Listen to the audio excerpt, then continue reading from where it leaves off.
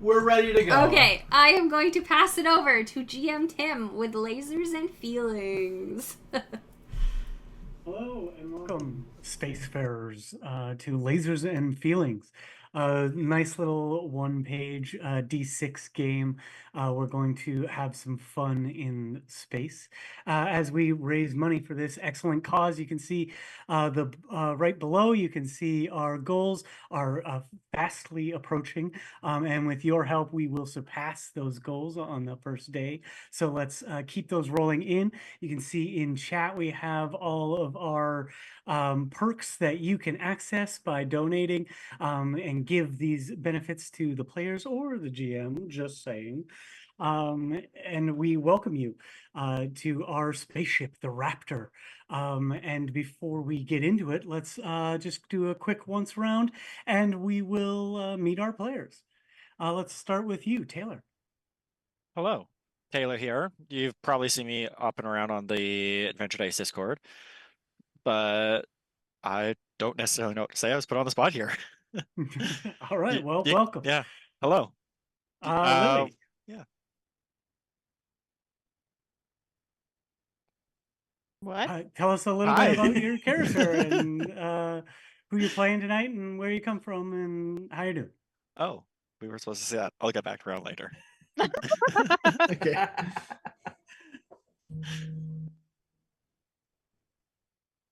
All right, Sam, how are you doing? All right, I guess we'll move on. Hey guys, how's it going? My name is Sam. I am for tonight. I am playing a android doctor named Fleming. And I guess since we're doing like our general like character intro, should we say what our number is now, just for people to keep track? Oh, sure, yeah. Yeah. So I am going to be really good at the lasers half of lasers and feelings since I'm a robot. So my number is going to be a 5. Nice. For the people that are kind of new to the game and hoping to catch along with that. Beccs. Hello, I'm Beccs, they, them pronouns, and I'm going to be playing Thelma Disa, she, her pronouns, and she is a alien explorer along on the ride on the ship just to learn about different places and their forms of reality TV. She finds studying people through TV very interesting. She is a 3 on the score, so closer to the feeling side of the lasers and feelings. Right on. And we're back to Taylor. Less on the spot, Okay. but Yeah, nevertheless. less on the spot now. potent. Yes, Taylor here. I'm going to be playing a dangerous engineer by the name of Duzmayak Dimfuri, all affectionately called Duz by friends and coworkers. I'm going to be playing with a 4 on our laser and feeling scale, so I'll be a little bit closer towards the lasers, less so the feelings, but still a decent middle ground. Thank you. And we're back. Lily, are you still doing the mime thing? Should we just fill it in No, for I've you? got a Okay. face. We're all good. I'm not miming scientist. So but I just hold still 1 second. I had a moment and I was like, did I name her Dr. Baker? Was it Miss Baker? Did I put that on there? Did I put that on here? We can tell in a moment Yeah. when. Okay, I'm things playing a change over. scientist, a savvy, nerdy scientist who loves everything about this ship and space. And because I am such a smart scientist, my number is 5 as well. Great. Well, with that, thank you very much. We will meet our ship as well.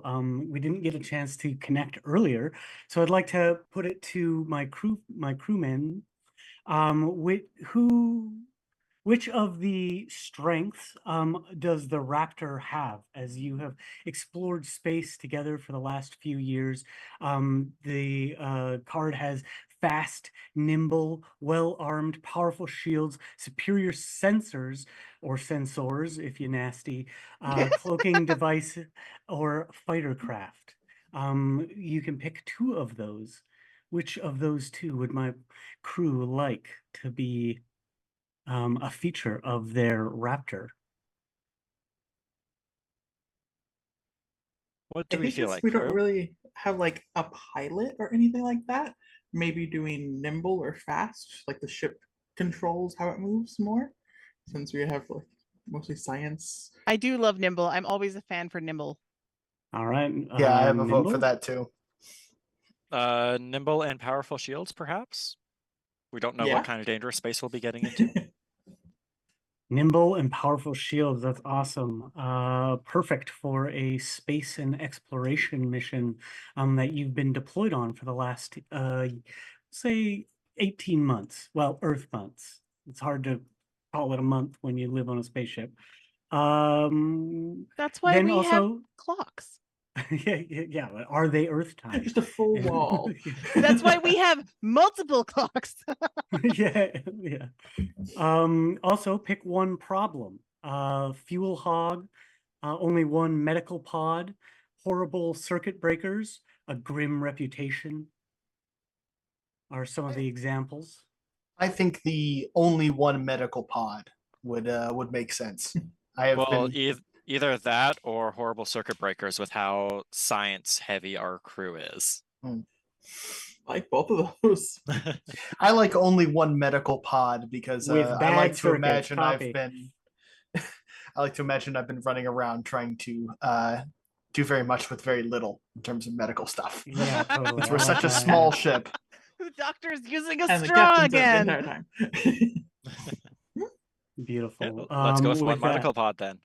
Yeah. Well, we'll just say it's got some issues with some circuits, and we'll see where that takes us. With that, with our crew, with our ship fully constructed and ready to take off into a lasers and feelings space adventure, we'll begin. Settle in here a little bit. Yay, For it's many a Tim. months, for many months, you've been traveling through the frontier space, looking for new types of energy, new types of people, new types of trashy reality TV, anything you can get your hands on that will give you an intricate study through the many different vocations and disciplines that are aboard the ship, the brilliant minds that were never really too into the conglomerate and kind of the Consortium's way of enforcing their way of life throughout this very growingly small galaxy. And as you encountered something recently, a powerful psionic energy that Captain Darcy bade you to get closer and closer, you had to find out its source. It seemed to almost like ring a twinkle in Captain Darcy's eye, something familiar, something driving, something that Captain Darcy himself feared greatly, but was too caught up in the moment to share with any of you, was overwhelmed by the psionic energy, becoming this ferocious and like different, almost charged version of himself, attempting to take over the ship and plot a course, one that's been dialed in, and you've been frantically trying to figure out where exactly he was taking you before you were able to subdue Captain Darcy and place his unconscious, comatose now body and mind into the only medical pod. As you sealed it up and found a way to potentially intersect the course that was laid in, you hear the engines start to whir as they power down as you near your destination, the one set in by the mind-controlled Captain Darcy, referring only to himself as something else. As you approach this destination, you hear Ensign Graham over the comms. I'm sorry, I'm not exactly clear who's in charge currently, but whoever is, we are approaching the destination. I'll raise the shields. How about? What's going? You hear it kind of cut off. Where are all of you at this moment? We'll start with you, Taylor, your character. I'd probably worrying about the circuits in the ship if they're on the fritz, or perhaps even just going around our engineering bay, making sure that we're prepared for whatever may come our way from this new destination that we're unsure of. Yeah, and you hear the engines spooling down. You know that sound all too well. You know that the lurch as you drop out of hyperwarp is coming. You brace yourself against it, but as you do, you notice there's a small, like, little fuse that just smokes ever so slightly. A lesser engineer might not catch something like that, but you've spent a lot of time down here. Give me a science roll to see if you can spot that problem. So I want to roll under my number, correct? Yes. For lasers, Okay. you want under. For feelings, you want over. Rolled a 1. Oh, very much under. So that is a Crystal. 1 success. Are you an expert in this? In science? I was. Is that something we were supposed to decide during character creation or not? I think, oh, maybe it's because you're an engineer. You would be, because this is an engineering problem. I understand. Yeah. Yeah. So yes, you had to add 1 die to that. So you can roll Okay. again to see if you get 2 successes. That's a 2 on the die. Another success. You reach out and almost without hesitation are able to grab onto that wire. What is the source of this little fuse fire that's starting? The source of the little fuse fire here that starts is as the engines wind down. It's been a reoccurring problem every now and then. Not something consistent that we have to take it in for repairs, but something that an experienced engineer of the ship would know. After every couple jumps, a fuse will start smoking and we'll have to take care of it. I just happen to be next to this one as it starts smoking. Almost as if you knew it was coming. You are able to swap the fuse with one that's just like on your belt, and as you do, the like lurching that normally happens when this fuse blows and you drop out of hyperwarp, the whole ship just kind of comes to a jeering halt. But you feel that like smooth ride as you kind of like coast out of hyperwarp. Another problem fixed. And Lily, where are you? I'm in the science lab, obviously, doing awesome science things. And as you feel that like lurch come in, Oh God. what's the one project that you have that you're like, if this ship comes to a sudden halt again, that one's gonna get stirred and it needs to not be stirred. What are you working on right now? Okay, so we're working on this kind of like it's an LJ that could help repair the hull if there's an issue, and if it spills right now, it's gonna eat through the floor. Oh my goodness. Not quite ready yet. We keep trying to like reinforce material, but it keeps like doing the opposite, but we're almost there. We're almost there. And you see that project just slide ever so slightly. And as you reach out to grab it, give me a science or a reason to kind of figure out whether or not like there's a way to neutralize it from melting or just stop it completely. Oh, I know exactly what to do. So I'm gonna grab my lunch, which is really thick potato soup, and have it eat that instead. Amazing. I love that. Yeah, roll for reason. Potato soup. And you'll be an expert in this as well because you know it's coming. Hold on, I'm having a blonde moment. So we want to roll under, right? Yep. Yes. That is 1 success and 1 lasers and feelings. I rolled hell my yeah. number. So when you score directly on your number, you get a critical success with these lasers and feelings, which will grant you some special insight into it. As you like throw the potato salad out, and it doesn't even shatter. It is such like a viscous soup that it just kind of and like slowly sinks in. And as it like sinks in and like just the tiniest drop hits the potato salad, you see it like anesthetize and like spread out over top of the potato salad and then like form up as this like perfectly like latticed layer. It suddenly dawns on you, my goodness, how could it be? How did you not put it together? Oh That my was God. exactly the ingredient missing We to need help potatoes. bond. The starch from potatoes, of course. Genius. Yes. Thank you, Random Turbulence. And with that, Sam, where do we find your character? I think I'm probably in the very small, probably a little bit cramped med bay section of the ship, and I'm probably still attending and checking on and just doing general diagnostics on the captain's pod and trying to assess his condition. And as you do, we have our first donation, Complication, added to the scene. Thank you very much, NB Sparrow.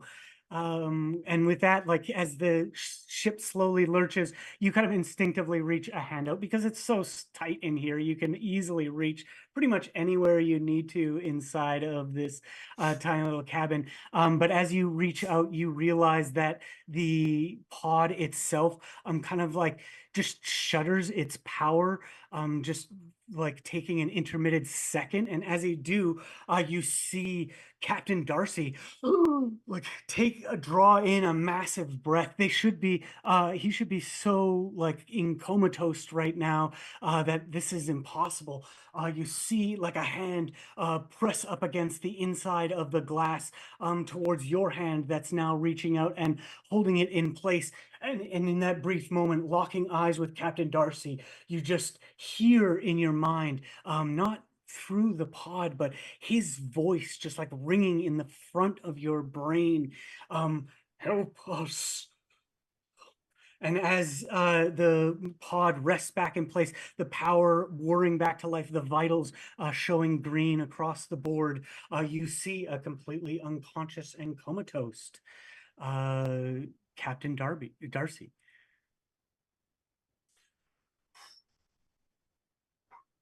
Okay. I think I'm just gonna just hurriedly start rechecking and doing diagnostics over the whole pod. Like, did something go wrong? What happened? Is everything okay? Is he still fine? Yeah, give me a science check to see if you can figure out what the source of that strangeness was. Okay. There's a 3. Yes, so success. Yeah. And with that, you easily are able to scan everything, and every like looks almost immediately. You see the interface that you've built in, like custom built into the med pod for your Android form to be able to like just integrate into the machine, and the information just shows you everything's green, nothing's false. It actually shows you that Captain Darcy was not awakened in that moment, that he has remained in the like comatose stasis entirely and is completely contained right now. So that leaves like a lingering strange feeling in your mind as you pull or de-dock from the machine and kind of have a moment of, did I just hallucinate? Did an android just hallucinate something? Not the strangest thing that's happened to you out here in the frontier, but and in that moment we'll join Beccs.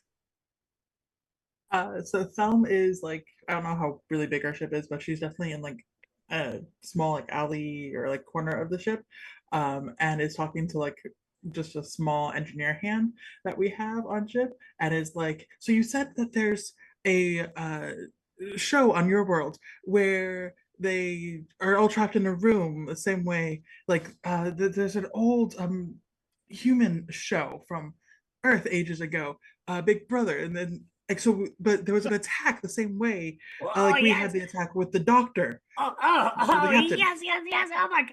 We love Big Brother on Scorpulus. I must You know know more. Big Brother. Oh my. Okay. Yeah. Season 28. When Gordon was he was just so obsessed with Marilyn and he was not having any of it. I would say. I mean, personally, I was on Team Gordon, but oh my God, who was your favorite?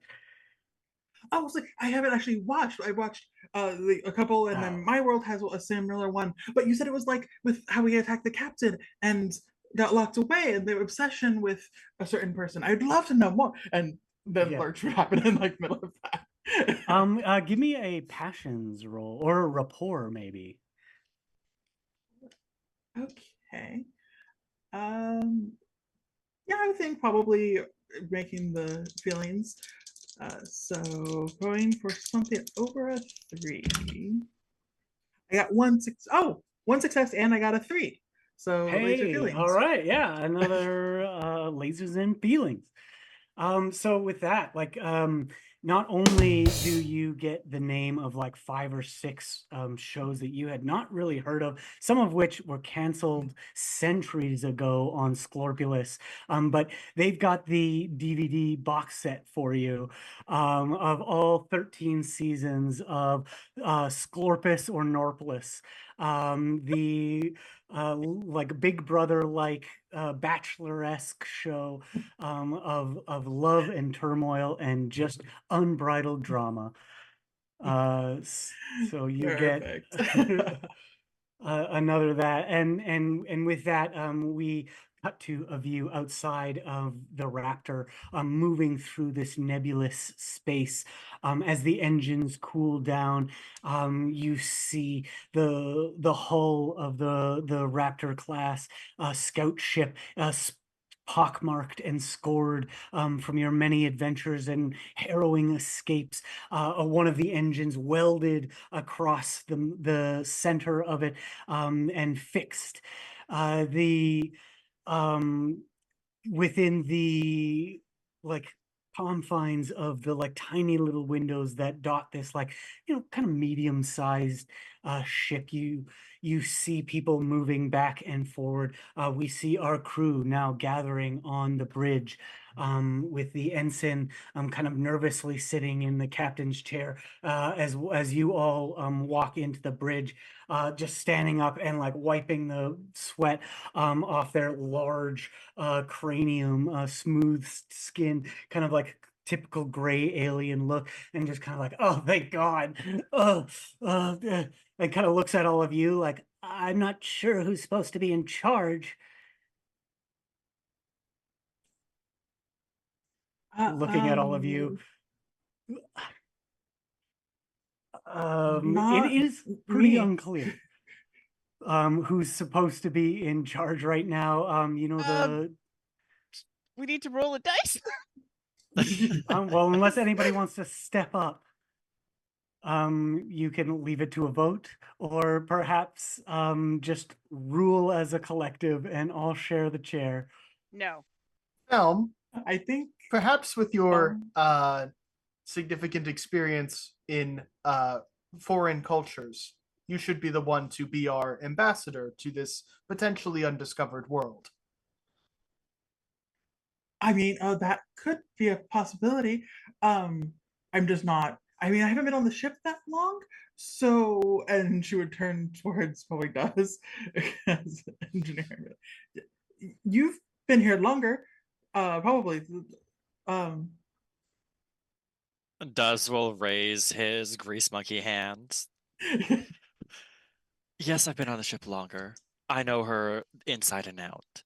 However, if you're looking for interpersonal relationships, I do better with a wrench. Stick me in the underbelly of the ship and I'll define there. And we've had another donation, a complication from our member Chet Ford. And this one is for Sam. So I'll say that this donation, you'll just turn and look. One of the ensigns rises, the one sitting at the communications, like, excuse me, I'm sorry to interrupt everybody, but stipulation, section 6513B in the Raptor Operator's Manual clearly states that the doctor is actually the one in charge should anything happen. And sits back down. I'm sorry. I didn't mean to. And just starts flipping buttons, listening on the radio. Ensign, does that stipulation have any stipulations if the doctor is an android? Well, that's I not mean, really covered. technically, I'm a doctor too. So what if I co-doctor the things? So they do the job of hey in charge, but I can offer a human doctor perspective. So I could be like their Tinkerbell. Jiminy Cricket. Sorry, what? The I mean, it's up to the captain, and looks towards Fleming. And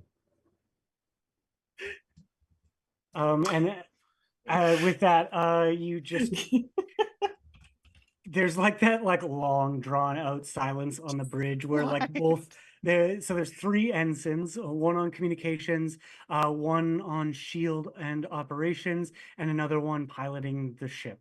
The chair just kind of sits there, and it just like, it's just kind of like rocking back and forth, nobody sitting in it at the moment.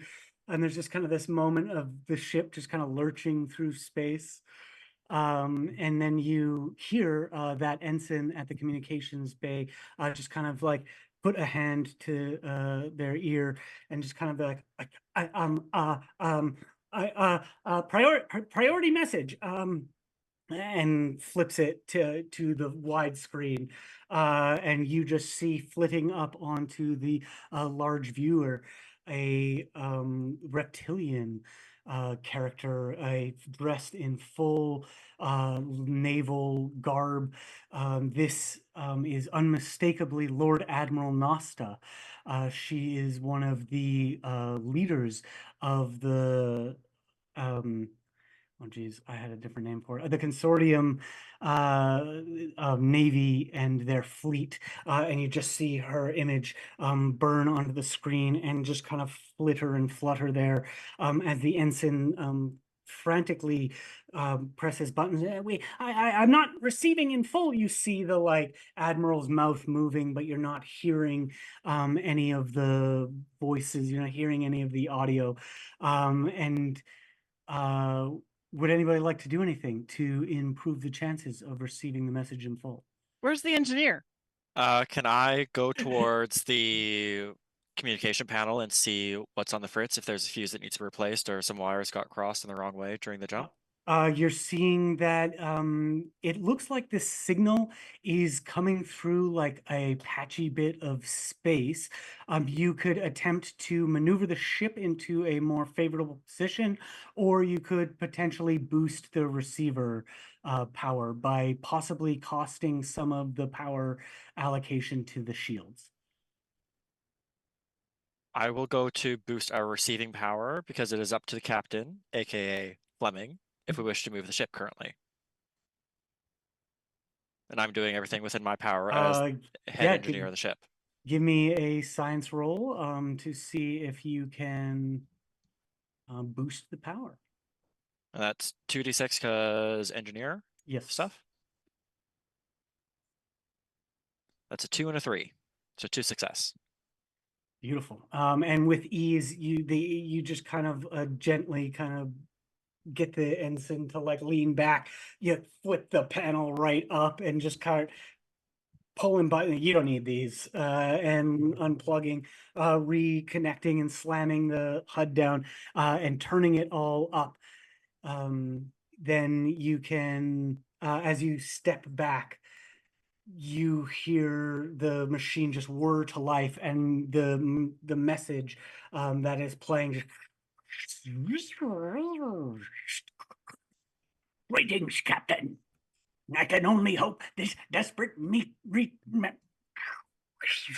this desperate message reaches you in time. Your sensors have no doubt received a massive psionic surge. This was the first wave of attack from the new energy weapon, from the decades-gone enemy, from our parents' war. The Protectorate's greatest minds have submitted these instructions, and you see now you're receiving fine detailed blueprints and schematics for the Raptor ship.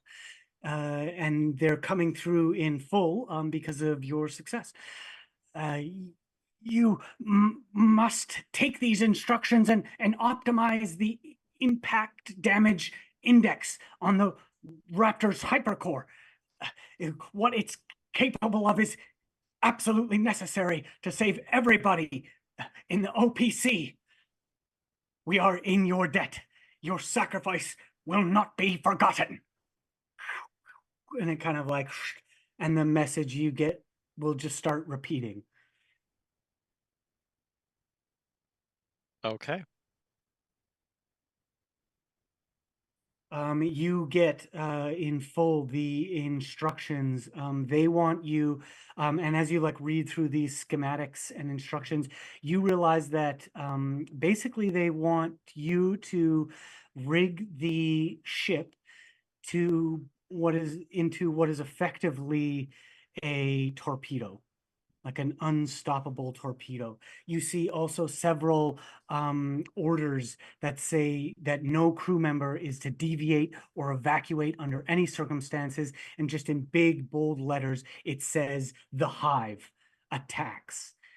And this is the age-old enemy that the Admiral was referring to. The Hive is an insectoid, hive mind creature that was a scourge across many of the planets and systems throughout this galaxy, fought back valiantly by the Admiral when she was a captain, as well as a lot of other people. About 22 years ago, the Hive just seemed to be in full retreat, and nobody has heard or seen of them since.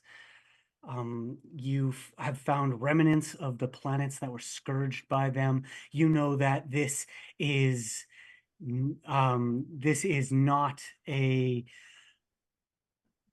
a laughable matter. This is something that must be taken very seriously, but it's very strange that all of this seems to be tied together. You know that the Hive was a massive threat to the galaxy, not only because they are physically dangerous and almost impossible to stop because they are a hive mind, but you know that they had strong telepathic fields that could confuse and disarray their enemies, even indoctrinate people if you got too close.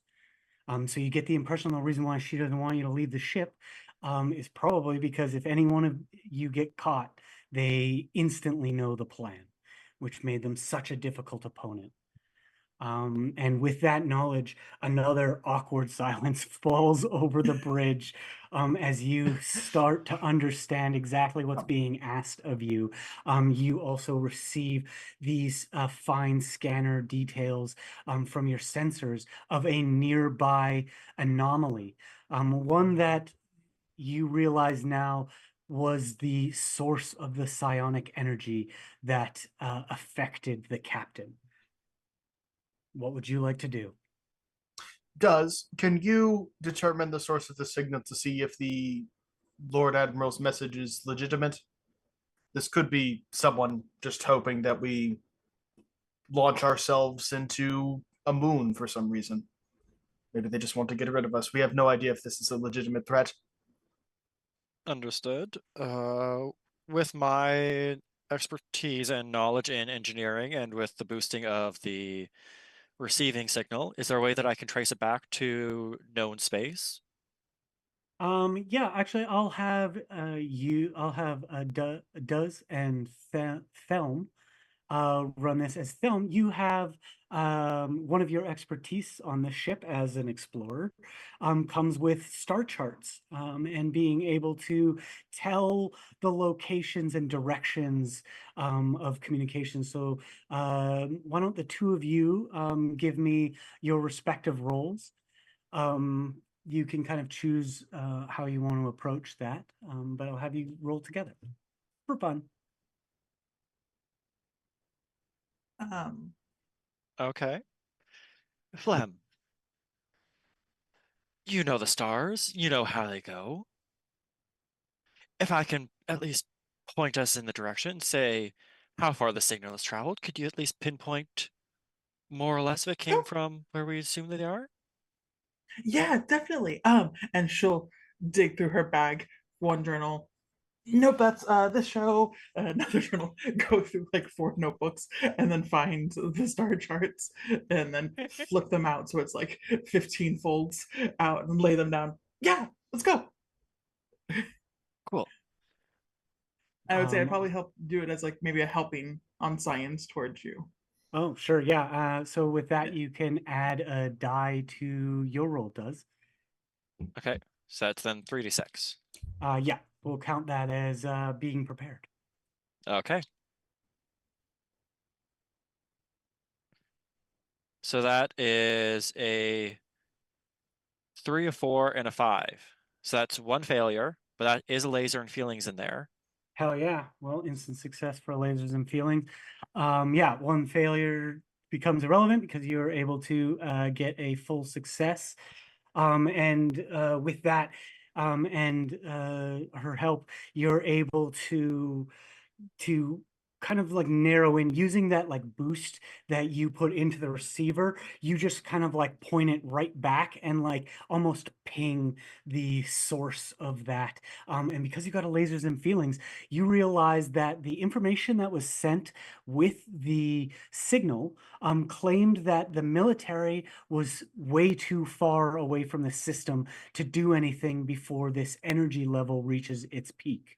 You're able to determine that the signal, although was made to like look, sound, and feel like it was out of range, is actually quite in range. But it does bear all the like watermarks and the like seals of the military. You understand that this is absolutely Admiral Nasta.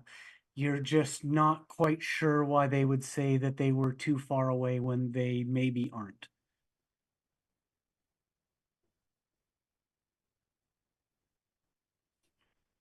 Does Will share that with the group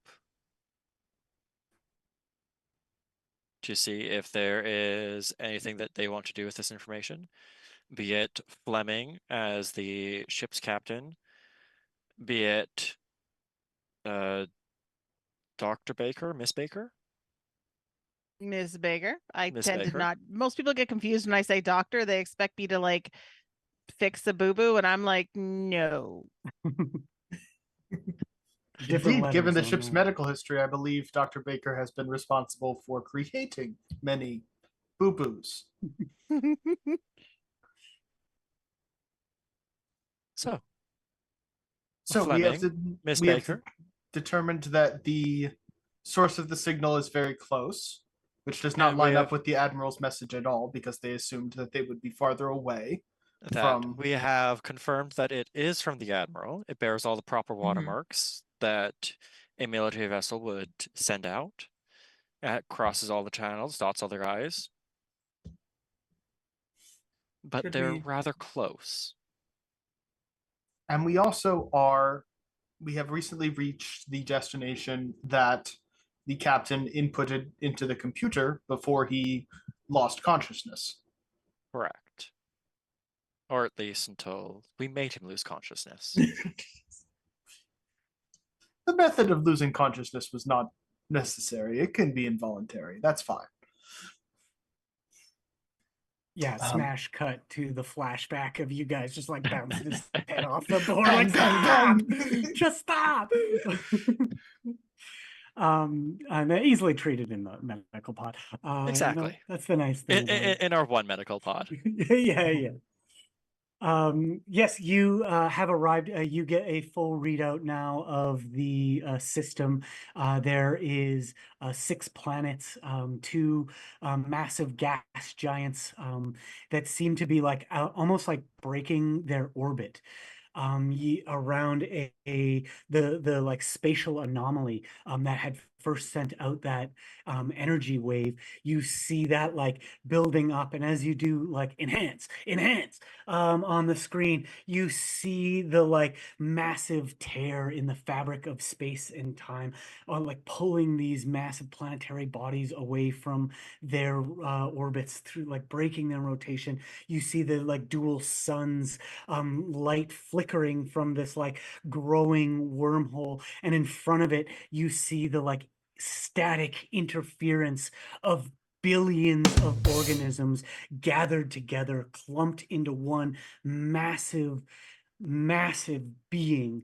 You see the hive itself, the scourge of the last war in the galaxy, gathered in front of this spatial anomaly, almost waiting in line to go through the turnstile. You're not sure if it's drawing energy or energy is being drawn from it, but thanks to yet another complication donation, thank you very much for sorry, just finding the name from Dancing Kermit, great name, love it.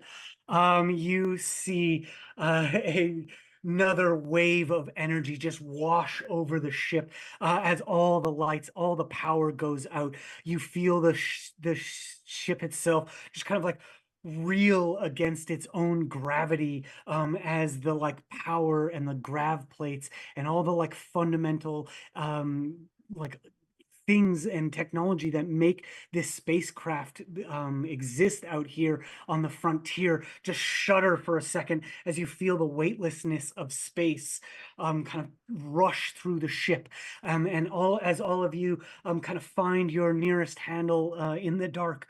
You hear Captain Darcy's voice ring out to you once again. You hear, "You must not detonate." And you see the stoic and handsome eye-patched visage of Captain Darcy standing near where the chair is, where he is often on this bridge, almost rising out of the chair in this like ghostly ethereal form, reaching out to each one of you. "You must not detonate. There is a safe haven." As the ethereal image fades and the power juts back on throughout the ship. When the power juts back on, Ah. did we all do one of those things where like everything was floating around for a second and we all just Yeah. come crashing back down? Do we have to Yeah. do like the whole Star Trek thing where we Grab on. grab a console or we Yeah. moving and then Yes.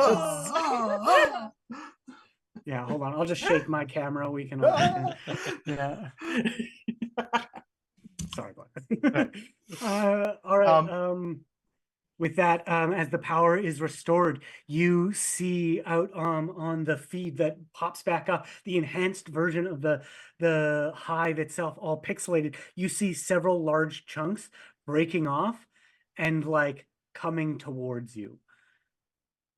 Your presence may now be known to the hive itself. What would you all like to do? Dr. Baker, I would like to conduct some more scans on both the hive and also this planet below us. I'm not sure if that is particularly the captain actually speaking to us, but I don't want to turn our vessel into a suicide bomb unless that's the absolute last option we have. That seems like it would be detrimental to everyone's health. I'm just not on the side. No. That makes sense. Can we conduct a scan of like the planet to see if there's something relevant here that like the captain brought us here for a reason, so there must be something here. Yeah, you see that one of the 6 planets is a habitable planet, and it seems like the ship currently, before that little electric interruption, was headed for a controlled geosynchronous orbit above that planet. Is there a specific spot it wanted us? He had put in like coordinates for us to touch down. There was no coordinates put in, just the orbit. But it was locked into that orbit. If you stayed in, you could get a better scan of the planet when you got closer to it. But that's also, the planet would be in between you and the oncoming hive. All right, I think we make a break for it and try to get to the planet first. You see the communications officer stand up. Sorry, sir. Sorry, I didn't mean to. I know. I said you should be captain. And that we're doing that, and that's, to code, but it's also to code that we have to listen to what the admiral said. Those were direct orders that have been confirmed by dues. And I just want it to be said, Captain, that we're breaking protocol. And kind of sits down nervously. Duzzle walk I get over and put a hand on the alien shoulder and just give it a nice solid squeeze. Well, I understand protocol Nice and the solid need. squish. I understand protocol and the need to follow it. We are playing with lives here, and that is not something that we necessarily need to do. I understand. Ensign, I recognize that the Lord Admiral has made a decision, but given that the decision affects all of the lives on board, I am electing to ignore it for the time being. Bring us closer to the planet. The doctor's main concern is the lives of everyone on board, be it captain or otherwise. Is that not within protocol? And you just see like eyes like, blah. Like, oh, how do we, there's too many rules, they're all contradicting. And it just like kind of turns on, like flips a few switches and just like, of course, Captain, Engineer Deuce, of course, I will follow orders. And continues about her work. And as soon as she goes to about her work, I'll release my hand and take a step back. Yeah, and you, as you do, you just kind of see like a little bit of relax, like, oh my god, this is so tense. But you see, and then all of a sudden she just like shocks back as we receive yet another 2 donations from Cat Hulu. So thank you very much for more complications as she looks at the communication and the scan array and just kind of turns to me like, we missed one. And you hear on the outer hull of the ship as latched onto the outside of the hull, one of the hive creature ships. So in this, in the hive, there are many different sizes of creatures, and each creature kind of plays a role within the hive itself. There aren't individuals that pilot the ships. The ships are the creatures, but aboard those creatures are little burrowers who like to burrow in through the hulls and assimilate everybody on board. What would you like to do? What kind of little creatures? So they're like little like isopod creatures. They're only about yay big, like a foot long and like a little bit wide. If you ever seen sea lice, they're kind of nightmarish like that. They kind of burrow in and then they'll just start spreading everywhere.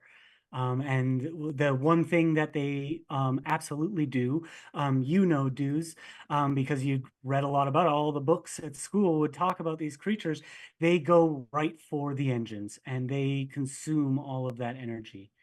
It seems to be one of their main focuses, are the energy sources used by the Used by the starships. Yeah. Do a sigh and start making his way towards the engineering bay. And where the engines are kept, he needs to protect those engines if we want to have any shot at getting through this for the time being. Would anybody else like to do anything to attempt to fend off this insurgents? Can we close some of the bay doors in order to slow their advance to the engines? Of course. The ensign clips and flips some knobs and switches. You see, dudes, as you're moving through there, the doors opening and closing for you as you make your way through the ship. On the way through to the engines, can I also make a stop at Miss Baker's lab? Yeah, absolutely. Is there anything that she might have in there that I am aware of that would be useful against the isopods? Well, Miss Baker, what do you think? You know your lab better than anybody. Yes, we do have quite a bit of diatomaceous earth, which isopods hate, or at least earth ones. We might be able to see how they react to it this way, but I mean, we do have quite a few things that could possibly deter them. Okay. Yes. So as you walk in there, give me a science or reason. You just this will be not expertise though. Yeah, Okay. it's still fine. That's a That's a 4, so a laser and feelings. Surprisingly. nice. Perfect. Nice.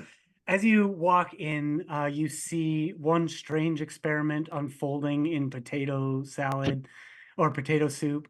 You see that's weird, but less weird. It's weird that it's sitting on the floor yeah.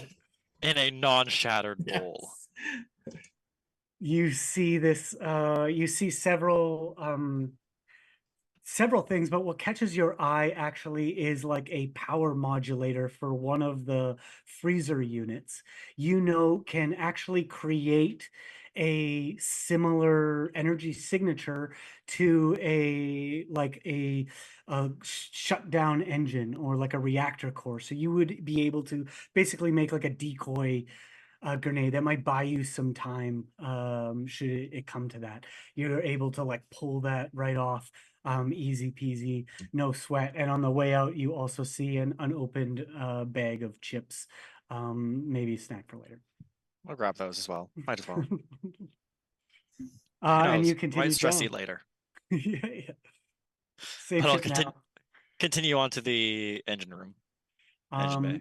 Yeah, film, Miss Baker, anything else you'd like to attempt?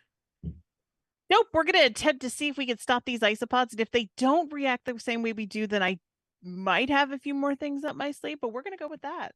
All right. Go And and Thelm will be still in the deck bay area. My science knowledge is gone right now. All my knowledge from ships disappeared.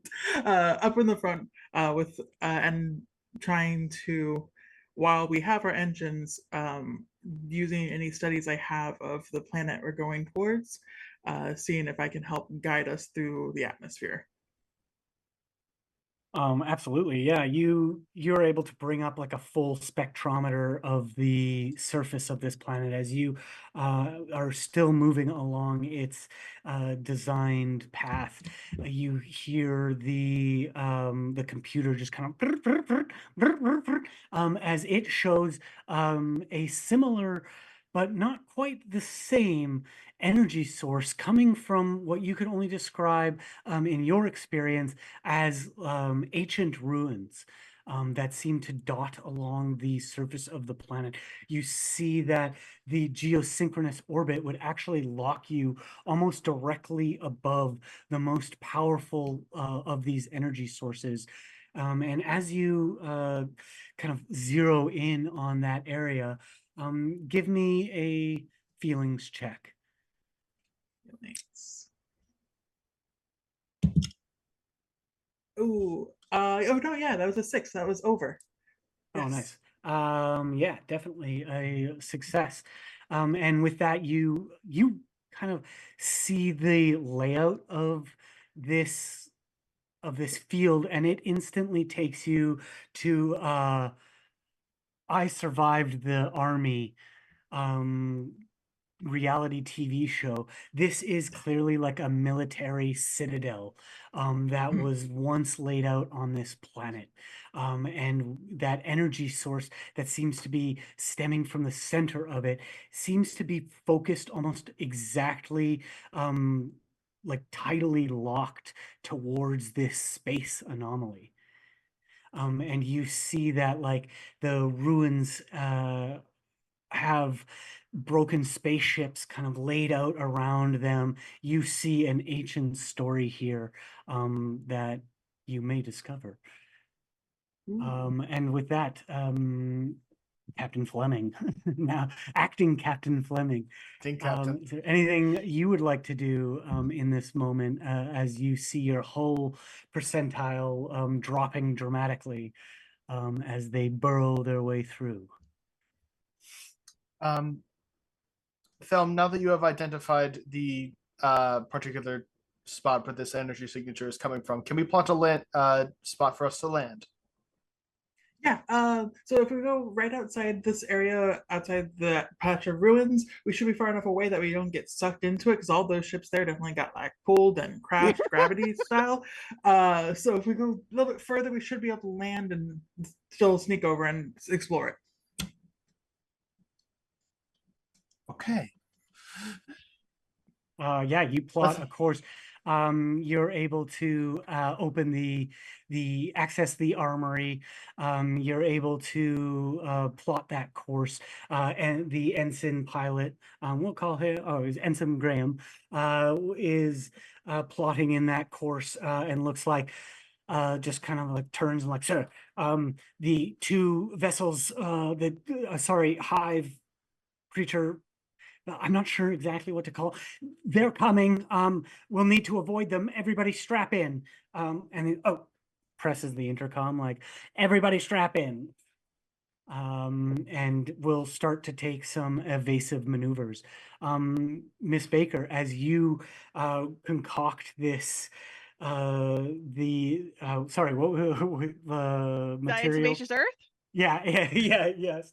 As you concoct that, you mixed see in with a lovely bouquet of garlic and lavender, because bugs hate garlic and lavender. So They we're sure just do, gonna yeah. zhuzh it up a little. Yeah, I mean, I was going to say, if we're trying to get them attracted to it, to have them ingest the diatomaceous earth, Ooh. why don't we just see if we have a little bit of alcohol on board? Oh, Some bugs love that. we could do a mix. We'll have the dry stuff, and then we'll have the stuff for alcoholic bugs. Genius. We got a wet bar and a dry bar. Exactly. you We'll have a can't whole miss. buffet. We are accessible. We will have a whole buffet. The Just two of where- you, like literally, like as Dooz, you're leaving the science lab with your energy modulator. Miss Baker walks into you, and you see that he's taking apart your freezer, but you're like, okay, well, there's only a 6-pack in there, and then the both of you look at each other like, the 6-pack, like that's it, like, and you're able to use both of those together. So why don't you both give me a +1, a +1 roll for science, please, or lasers. Sorry, whichever of the lasers you want to use in this moment. Wait, who's rolling? You can both roll. Roll. You're like giving each other a +1. Okay. On And if you what? have expertise in what you're using, then make sure to add that as well. Okay, hold on. We add a +1 to the number that we got. No, No, +1 die. you're- So you're you- adding you- to your die. Thank roll you. one Okay, die. I had a Another moment die. where I Roll a was like, second die because we have a +1, I had a, and then I know how to another play one dice if games. we have expertise in what we're doing. So Miss Baker rolls 3 dice because she's using sciencey stuff. I roll 3 dice because I'm doing engineering stuff. Correct. Oh, I love you, dice. You're so good to me tonight. Oh, that's 3 successes. Hell yeah. So yeah, that's considered a Which critical. is a dice I bought from Adventure Dice. Oh, hell Nice. yeah. On brand and ready to make it work. Fun fact, I got 1 success, 1 failure, but I got a laser and feelings. And this laser and feelings dice is, there we go. It's on screen, kind of. It's Oh. one of Oh our my little jelly God! boys. Oh, From Laura. Oh, One of her big That's I believe she has Adorable. 2 jelly boys in the auction. Nice little plug there. yeah, That's the one that's been absolutely. rolling really well tonight. Yeah, and make sure you keep your eye on the auction.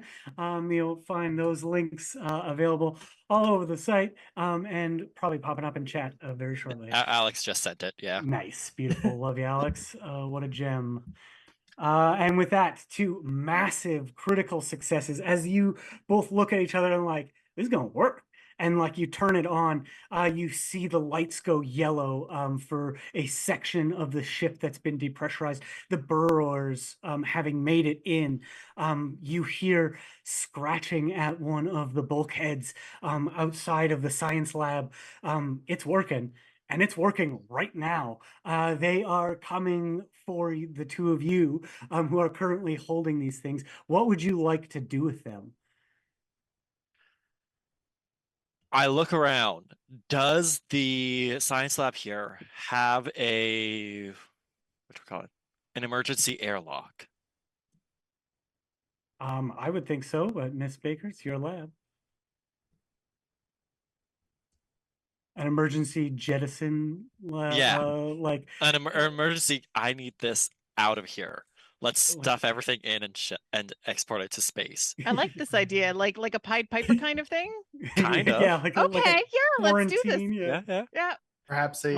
a hazardous material trash chute. Exactly. Just fence it Love into that. space. Yeah, and you stuff that in there, leaving the Stuff door our open. diatomaceous earth, stuff our garlic, stuff our lavender, stuff our booze, all the things, let's stuff make this. We need like whatchamacallit in. neon piece. signs being like this way. Yeah, basically. Well, I need you pour one of those beers out and form like a literal trail right into it. And as the 2 of you kind of take a position like flanking the door, leaving the lab door open, you see these isopods just scurry in. There are dozens of legs on either side, just their long, multifaceted antennae just flitting around, soaking up the beer as they go. You see 10, 20, 15 of these creatures moving through 35 moving through the lab, just kind of spreading out, all gathering towards this port. And as they all like crowd in, you just see them tearing apart the little concoctions that you made, the earth. And as they like get close to it, you see some of them like eating it and then reeling back as they get to the surprise layer of not great earth that they seems to disagree with their digestive systems.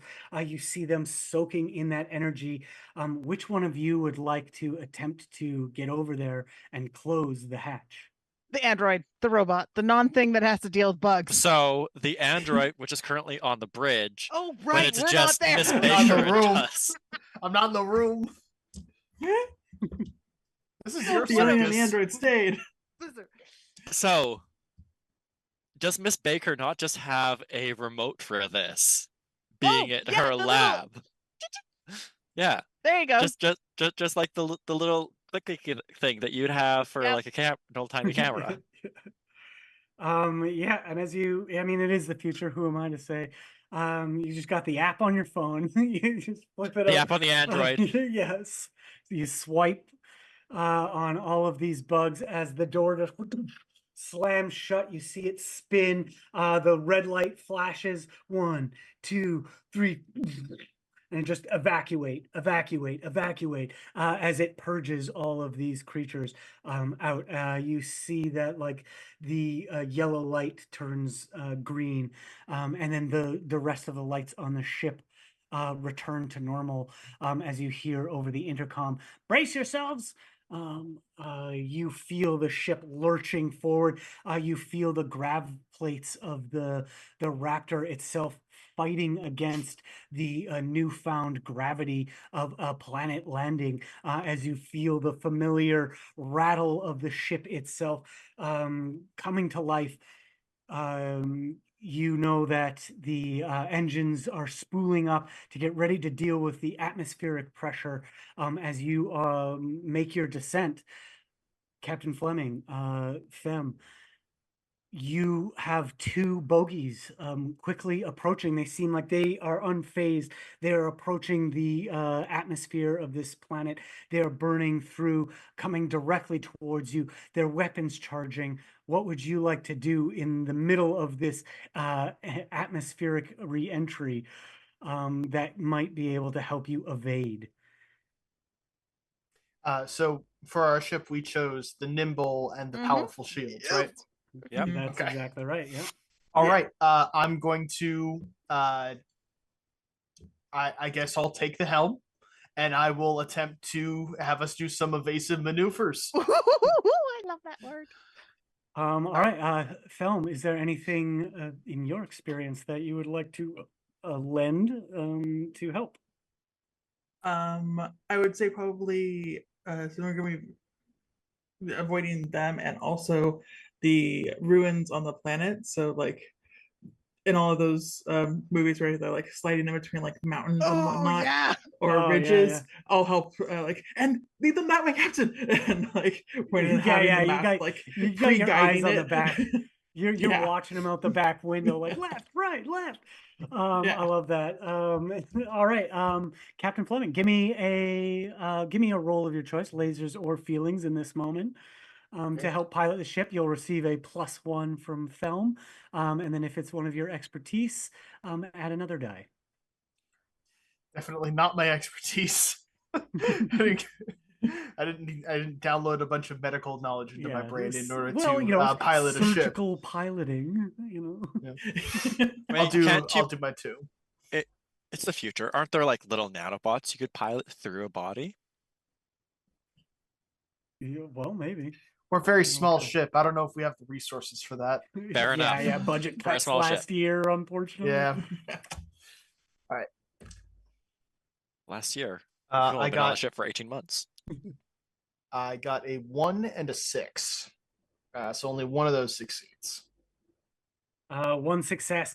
With that, you're able to maneuver, and as you do, you skirt past one as it fires its laser, smashing into the top of a forested mountain. As you are able to like arc through the gap, cutting through the cloud, you pull back on the stick to try and let the other one pass you. But as it does, it clips one of your side engines, and you feel the like power shudder as you lose a slight bit of control. You realize that without a little bit of assistance to the only remaining engine, you may have a little more exciting of a landing than was anticipated. And as that like impacts and you see the like flying isopod ship just kind of scatter into the pieces, you see the one that had fired at you just kind of like fly near you, but it is like dead in the air. As you feel like another pulse of energy that kind of like passes through the ship. You hear once again Captain Darcy's voice ringing in all of your minds. You see this like ethereal form of Captain Darcy just kind of reaching out and just the energy source. It's oscillating. The event from the planet. Help us! That's terrifying. As it like fades again, leaving the bridge. What would you like to do to assure a safe landing for you and others on board? Not much I can do. I'm just I have an gonna. idea. Oh, good. Please go. Thelm will go to Ensign Jeremy, the one that's been like hitting all the flips and switches and things, and go, "You've got this. You've got this. I know you can do this." And try to build some rapport with him to get him to, like you said, switch the power from one engine to the other to really beef up that one. Yeah, give me a feelings roll for rapport, please, to see if you can help the nervous ensign focus. No, that was a fail. That was a 1.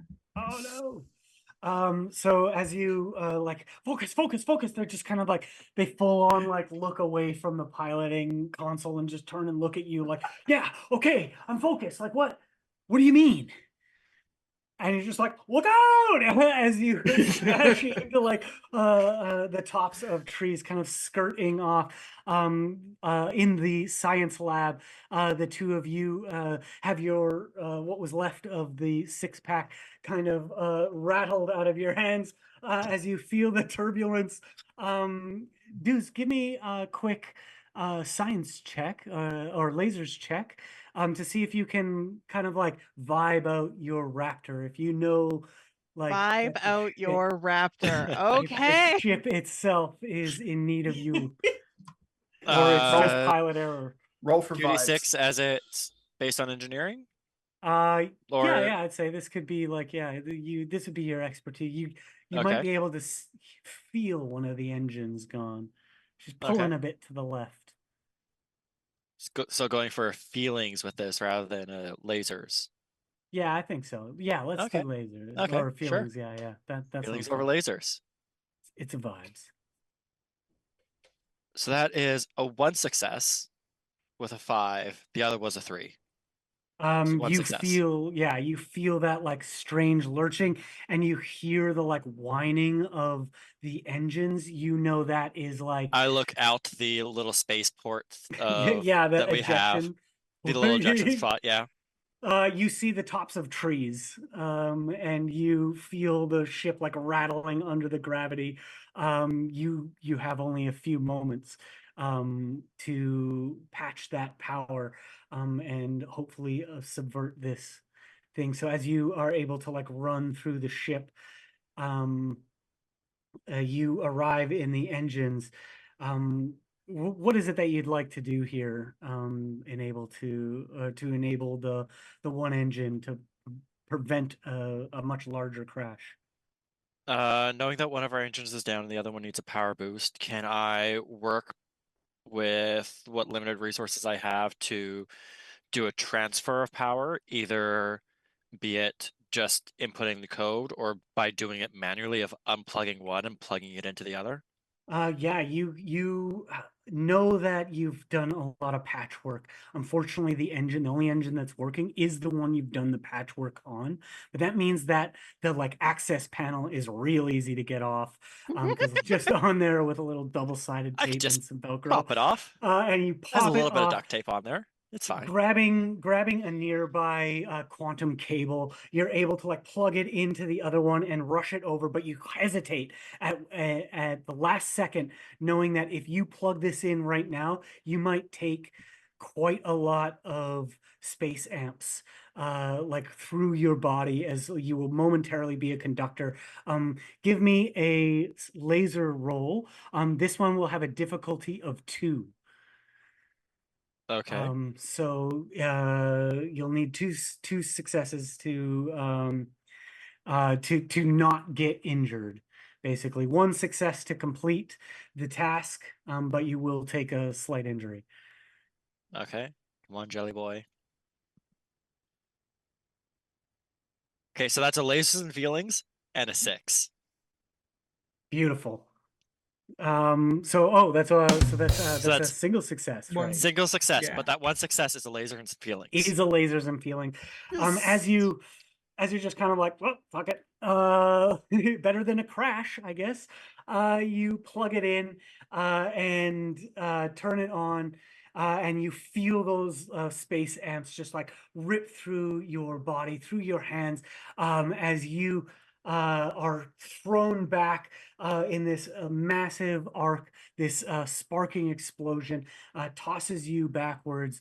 You feel your hands like burn, but you see that like the sudden darkness in the room is just overwhelmed by the $100 donation we just received, as the engine fires up in beautiful form, and the charge of everybody's wondrous support in this great cause, the Cross Cancer Foundation, you feel the energy of the ship just come to life.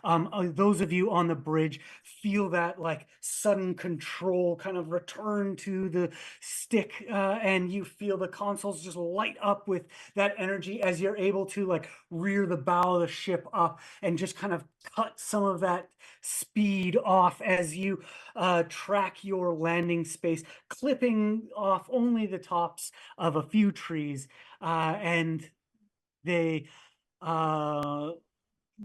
crash into the landing site, spinning the ship around. And as it all comes to a massive halt, you see the ensign.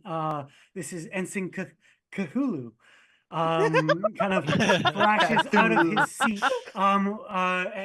and bumps his head on the console, having not strapped into their chair because complications work both ways, buddy. This is for their beautiful $75 donation from Cthulhu. Thank you very much. But you fell out of your seat. The ensign kind of brushes himself off, looking at everybody as the ship kind of like comes to a rest. The power flitting on and off. Fleming, you get an instant update from Captain Darcy's pod.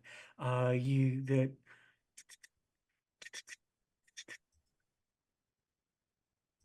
issue as some of those green lights go yellow. Oh shoot. Okay. Have we finally touched down? Are we landed? We're safe now? Okay. I'm going to go back to the med bay and check on the pod with the captain in it. And with and as you do, everybody coming to rest, the ensign gets up, checking. Doctor, my eyes are kind of blurry as like the doors are shut, closed behind you. Looking out on this planet, you Take see 2 space like, ibuprofen. Not on an empty stomach, though. Not an empty stomach. Drink some water. I am potato soup. No, we're not eating that. Right? Never mind. Sorry. Wait. I have some space Doritos here.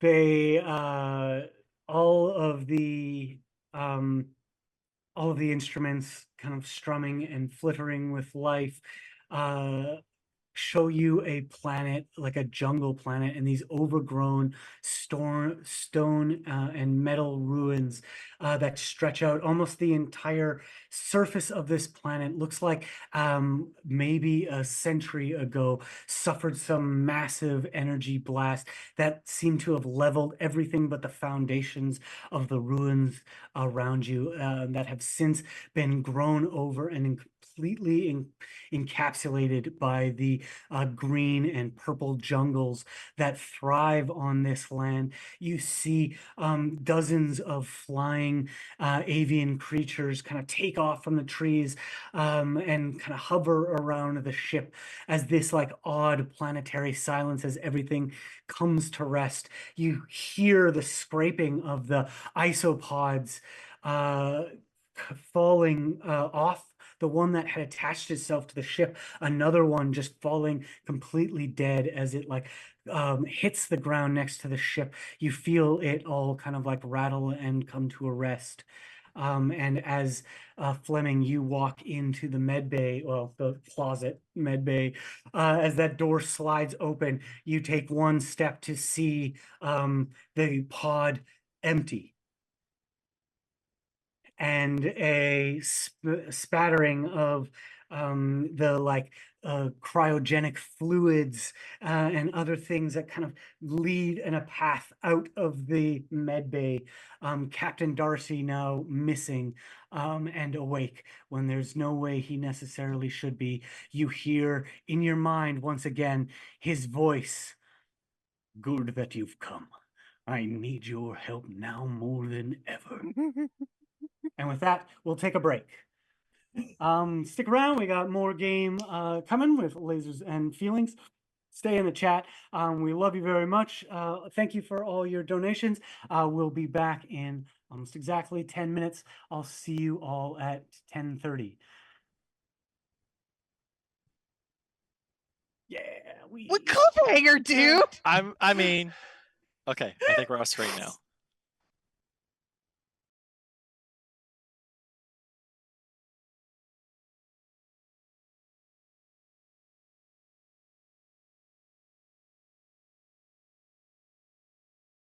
Oh, there we go. There we Third go. We're time's the professional here. charm. We've done this Third before. time's the charm. I swear we've done this before. I was getting fresh earrings.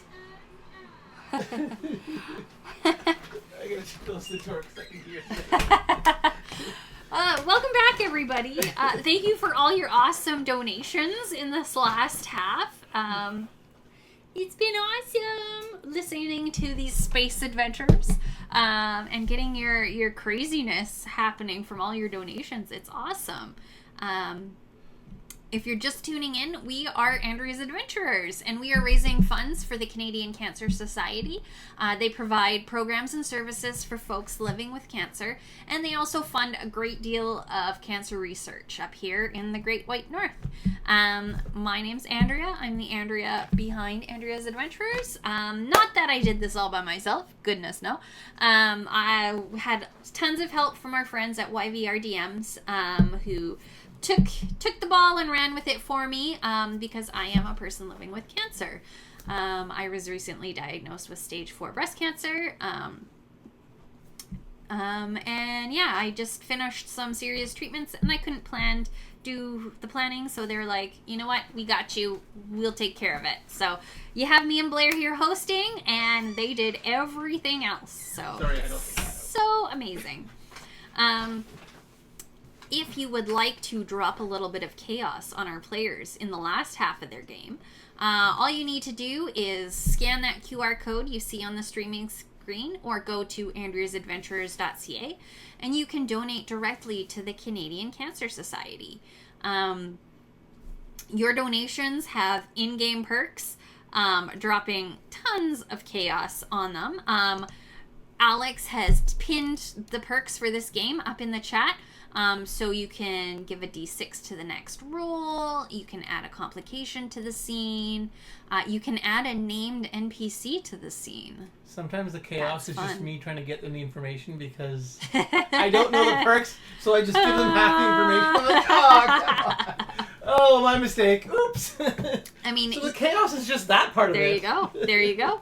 Alex has kindly posted the link there in the chat.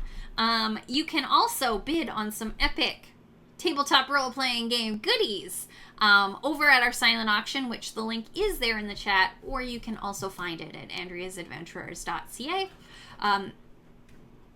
Sorry, I was Blair's distracting just me. realizing why I made a mistake on the Cat Through thing because the pinned part only showed me half of Part it. of it? So I'm like, oh, Ah. $75 must be the section before named NPC. There you go. And they named it Cat Thulu. I'm like, I didn't realize that it was not actually that. Oops. Sorry. All My right. bad. We still got time to bring it into properly. There you go. So I hooked him. Oh, no, he's gone. Yeah, so you can donate, or so you can bid on lots of items. We have over 60 items in the silent auction, including dice, there's jewelry, there's handcrafted dice bags, there's 3D printed dice towers, there's tabletop role-playing game books, and a few of which are being played on the stream this weekend, so you can get a sneak peek of what they're like and then bid on it. What else? Oh, yes. So all of these items were generously donated by our wonderful sponsors, whose logos you can see scrolling across the screen at the bottom there. So send them some love as well. We've been trying to shout them out throughout the weekend. Yeah. How's it going out there in Streamland? Everyone's doing good?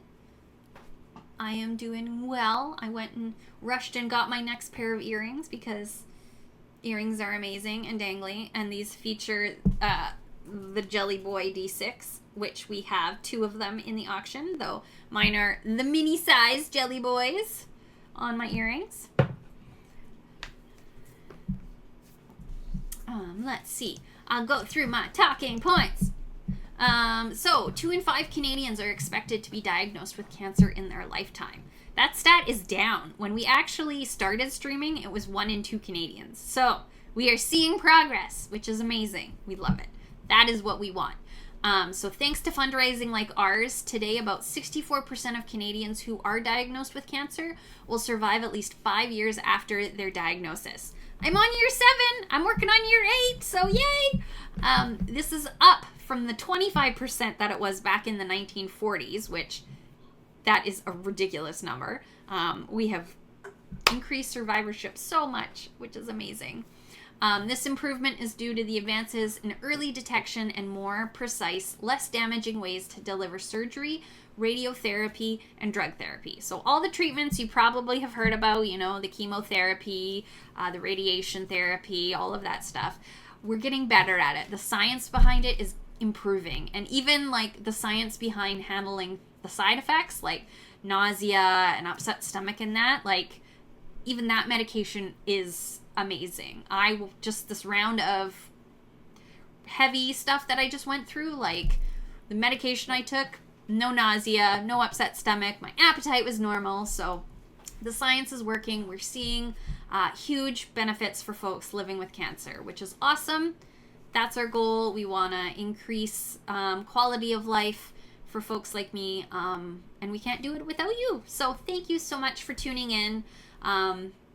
Thanks for watching, for engaging, for sending love to all of our players who've donated their time, to the GMs who put in so much work, to our friends at YVRDMs who took on all the organization of this marathon stream, and it really is a lot of work, having planned it years before. So we love you guys so much. Let's see what the chat's saying. I wish I had ear holes to wear earrings. I've been loving all of them you're wearing. Oh, thank you. Well, if you reach out to some of the jewelers who have donated, including Ink and Bee and Fire Ink Designs, they can adjust the settings. They can do clip-ons. They've got like the ear cuffs. So reach out to them. They might be able to do you a pair and just swap the setting on them. Mini Jelly Boy has been rolling so well. Yay, Mini Jelly Boys. I love the Jelly Boys. Sorry, this is way more talking than I'm used to, so my throat's a little dry. Introvert. Oh, you have water? I have water too, so I'm good.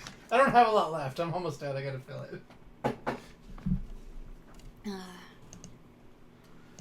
Okay, I'm gonna turn this on. Oh, that was on. I'm gonna turn this on so that the Zoom can hear me while I say this to the stream so that everyone can hear me. I messed up. That $75 donation was to summon Cthulhu, not for the NPC named Cthulhu. I misread the way things were on the donation because the pinned one that I read was only showing me half the information. So I was linking it to the one above it instead of the one below it. So have fun with that, Tim. I mean, you get to throw Cthulhu in there as a summons beast or something. It could be an NPC named Cthulhu. That was summoned? Who is a Cthulhu. There you go. Maybe the NPC Cthulhu is Cthulhu. It just all of a sudden he just turns evil and just eats the crew. Who knows? Hey, that's up to Tim to decide how it's going to work. This is the magic of the games. Yeah, so this will be fun and interesting to see how this goes. So yeah, I'm causing the chaos myself inadvertently. That's what I'm looking for. I mean, he is known as Chaotic Blair. He does have his own alignment, so you know. I'm really glad that the people I used to play with aren't on this stream to confirm that, because I can just deny it right now. Hello, person you still play with. Yeah, but that's still. I mean, confirming this. I was dubbed that. I was allegedly dubbed that nickname before you met me, so. Yes, well, I have talked to enough people in Blair's life to know this is a thing. I don't know if that's true or not. I'm going to deny it for now. It looks like all of our players are back. Yeah, you guys ready to go? So if they're ready to go. I got some thumbs up. Oh, I got a head shake no. Hold on. I don't know if they're... Oh, no, that turned into a thumbs up. All right. I am going to get ready to pass it over back to GM Tim. But I am going to wish everyone a good night from me because I turned into a pumpkin, and if I have to keep hosting a stream the next 2 days, which I just had a chemo treatment on Wednesday, so I gotta protect my energy here. So I'm gonna say goodnight to y'all, but Blair will be. So they get to deal with my rambling. They get to deal with Blair's rambling for the rest of the night. He will close us out, but I will see you all first thing in the morning at 8:30 tomorrow. But keep watching. Quite possibly without me. Keep watching, keep playing, and I'm gonna pass it back over to GM Tim. Oh, there we go. Okay, well, they can still hear me ramble. Will I allow them?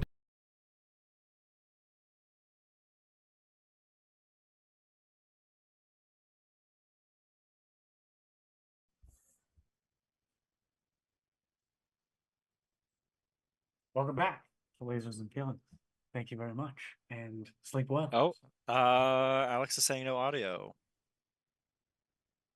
From me? Hmm. All right. Was it well, just I'm going to delay? keep going. Oh, There's there's the the audio. audio. There we go. I'm back, and we're back, and we're all back. Except some of us are going to bed. We're not. For We're here for the us. long run. We are crash landed now on this mysterious planet with our spacefarers from the science ship, the Raptor, as we unfold in this D6 one page called Lasers and Feelings. And with that, we return to the acting Captain Fleming, having now discovered the former incapacitated and comatose Captain Darcy, has left the single medical pod and seemingly left the ship. You follow those footsteps down, they lead right to an airlock where one of the pressure suits is missing and the airlock lay open. Shoot. Okay. I would like to open up one of the panels that I have in the like medical office of the ship, and I think that every person on the ship would have a sort of like biomonitor wrist bracelet type thing to let me know in the medical bay what their like general health is and their general location on the ship, and I would like to try to use that to see if we can figure out what direction the captain went. Awesome. Yeah, you pull out, and it's like a medical scanner, and it kind of pulls out, and as you do, you like ping the source, and it reads in the airlock. And as you like look into the airlock, you see the like little tracker, which is like a small ring that kind of fits around the finger or can be sized to like a bracelet. It's just like sitting on the bench. Shoot, he was smart enough to remember that. Okay. All right, let's go back up to the bridge and assess the damage. As you return, you find Thelm, Dews, your hands probably in need of a little bit of treatment, having sustained like a minor injury. So until that is fixed, you kind of like you'll roll with like one less die. Like you can't roll with your expertise because you can't like use your hands. Okay. Is everyone back at the bridge now at this point? Yes. Okay. I would, as the chief medical officer, I would be carrying like a little first aid kit, something like that, like on my back. I would take out a bit of healing gel or paste and encourage Jez to put this on. This should speed up your healing process quite a bit. Duzzle take the pace and walk over to Miss Baker and ask for assistance putting it on, as squeezing the tubes might be a little hard with the injured hands. Oh, Miss Okay, Baker, Lily, you are you're still muted. you're miming. You're muted. Oh my god! I thought I clicked the Right. button. Oh, oh. You We got missed a my mime. runesong. No, absolutely, of course. This I can do, and people will assume like scientists can do this without people being like, "Oh, it's a medical doctor." No, doctor could totally help with this. We are good at spreading things, disease, trouble, Diatomaceous earth and beer. diatomaceous earth of beer. Come along, give me this. Yeah, and with that, your hands are easily treated. Bless the future. Healthcare for all. Indeed. The like ship itself seems to be somewhat intact, although takeoff might be a little bit of an issue. You're probably better leaving your energy for like a help us message. But you could take off if you needed to. You just might not have some of the abilities in like space as you might have wanted before. You feel the like planet itself almost like shuddering as you remember it was tidally locked to this spatial anomaly. What would you like to do? I think we should leave. I would say is that Ensign that was like our pilot of the ship still like Yeah, conscious? Graham. Is he still here? Yeah, Graham's Graham's here. still up and running. Excellent work, Graham.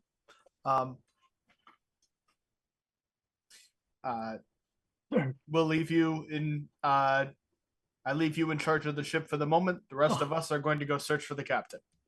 Yes, sir. Okay. And are you taking the other ensigns? I'll be taking the engineer, Thelm, and Dr. Brooks. Okay. Yes, sir. And kind of sets to prepping the ship for like an emergency takeoff, just in case. Hold off on sending off any emergency signal for now. We don't want the hive to find out our location. Of course. Understood, Captain. Yeah. Yes. All right, let's head out. And with that, we set out. Fleming, do you inform the rest of the crew? I guess we'll do a quick bit. We'll do a quick bit over the PA, over just like the system over the ship, just saying, "Attention, everyone! The captain has wandered himself off the ship. We are sending a small rescue party to go find him. In the meantime, everyone stay put and listen to the orders of Ensign Graham, and he is in charge until we return." Just see it, like just dreading it, like, oh man, like this is exactly why I didn't want this position. You depart having geared up. You can take whatever gear you feel your character would like find necessary. You for anything that you guys would face, you can use the +1 prepped die that requires any equipment that you would have. So as we like move forward, anything that you need, you kind of would have logically. And you tool up. As you set off of the ship, you with the scanner out ready, you could still maybe you see there's like an abundance of life forms here of many different kind of genus types, and you see this like almost like faint hovering dome of like shimmering light that the clouds seem to like run into suddenly and then like but permeate through, and you see like certain animals like avoiding this like strange bubble that you are in, and you remember when you were coming in that the like when the hive passed through this field they instantly disconnected like from and just seemed to like turn off and just crash. And with that you set out. How would you like to navigate through these like difficult terrains and the like kind of ruins that you find yourselves in. Is there a way that I can set up a homing beacon on the ship so that we have a way to find our way back rather easily before we head out?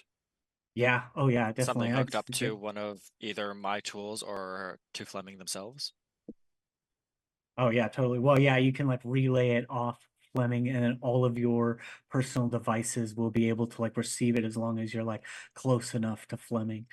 Yeah, and with your roll or your lasers and feelings roll earlier with the receiver, you set up a similar kind of like pointed ping that will basically like help not only keep track of one another, but sonar the ruins as you go, or like LiDAR kind of map it using Fleming as like an emission point.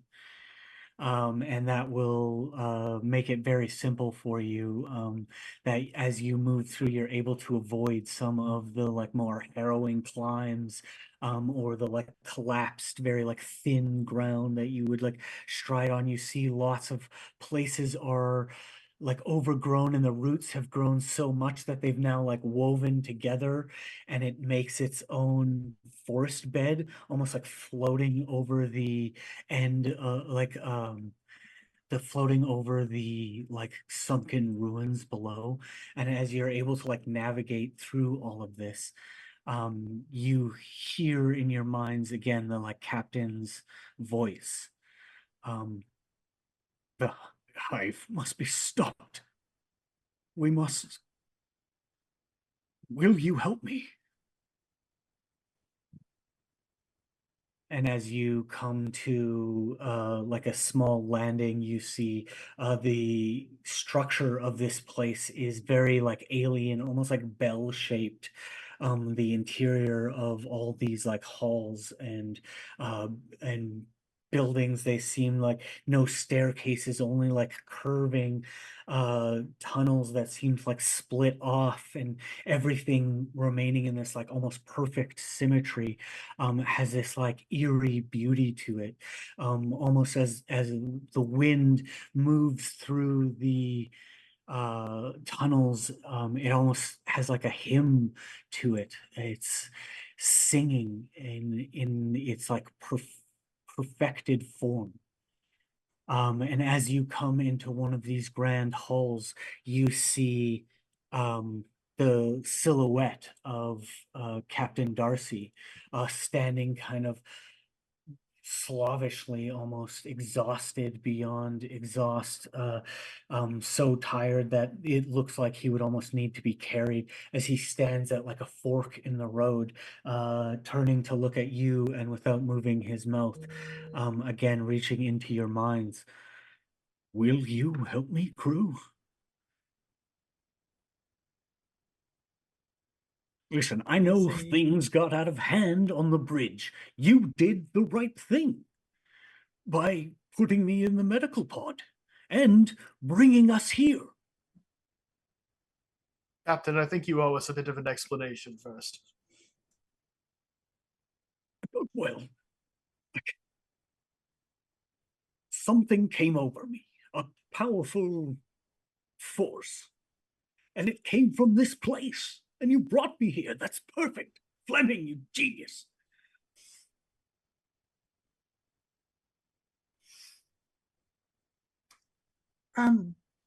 Sir, are you sure you're not still under control of that thing? No. Well, Powerful force? we are in full control, I assure you. Me and there's something else. That I was having such a hard time describing it before. It drove me a little mad. So can you describe it now? Yeah, something else. Yes, it's we kind of make the whole now. And we know how to we know how the machine was intended to work. Uh-huh. What machine? The one causing the, pointing to the spatial anomaly. You can see now, like, even this planet is being drawn closer by the hour. Okay.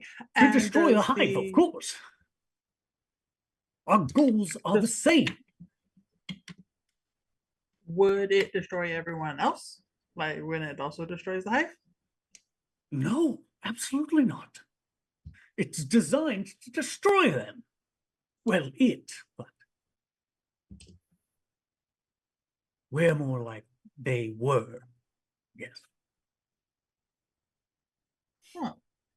Anyone else that got ideas about the machines aren't my thing. Does we got a reading on it? Yeah, oh yeah, go. Looking around at the general layout of the supposed machine that we're working with, can I get a idea of how the machine works? Yeah, give me a lasers roll, please. Okay. So that's one to roll, one because engineering, Mm-hmm. one because I'm prepared, Right. and then another one because I was donated one. Yeah. Breaking bounded accuracy, getting 4 dice to roll. From our friend Moss Agate. Agate. I realize now when you read it, it's just like read it and say it. It's the mouth agape, moss agape. Okay, so that's 4 successes. Hell One yeah. of them being a lasers and feelings. Oh yeah. Woohoo! And once again, Nice. little jelly boy was laser and feelings, Beautiful. Woo! which moss agate is the one that made it. Wow. But yeah, That's amazing. Welcome and thank you. Well, I have lots of lasers and feelings about that. What do you so what exactly do you want to know? Because one of the another way that lasers and feelings can work is that you can like inquire about like some direct information. So in this instance, like what do you like what exactly does need to know?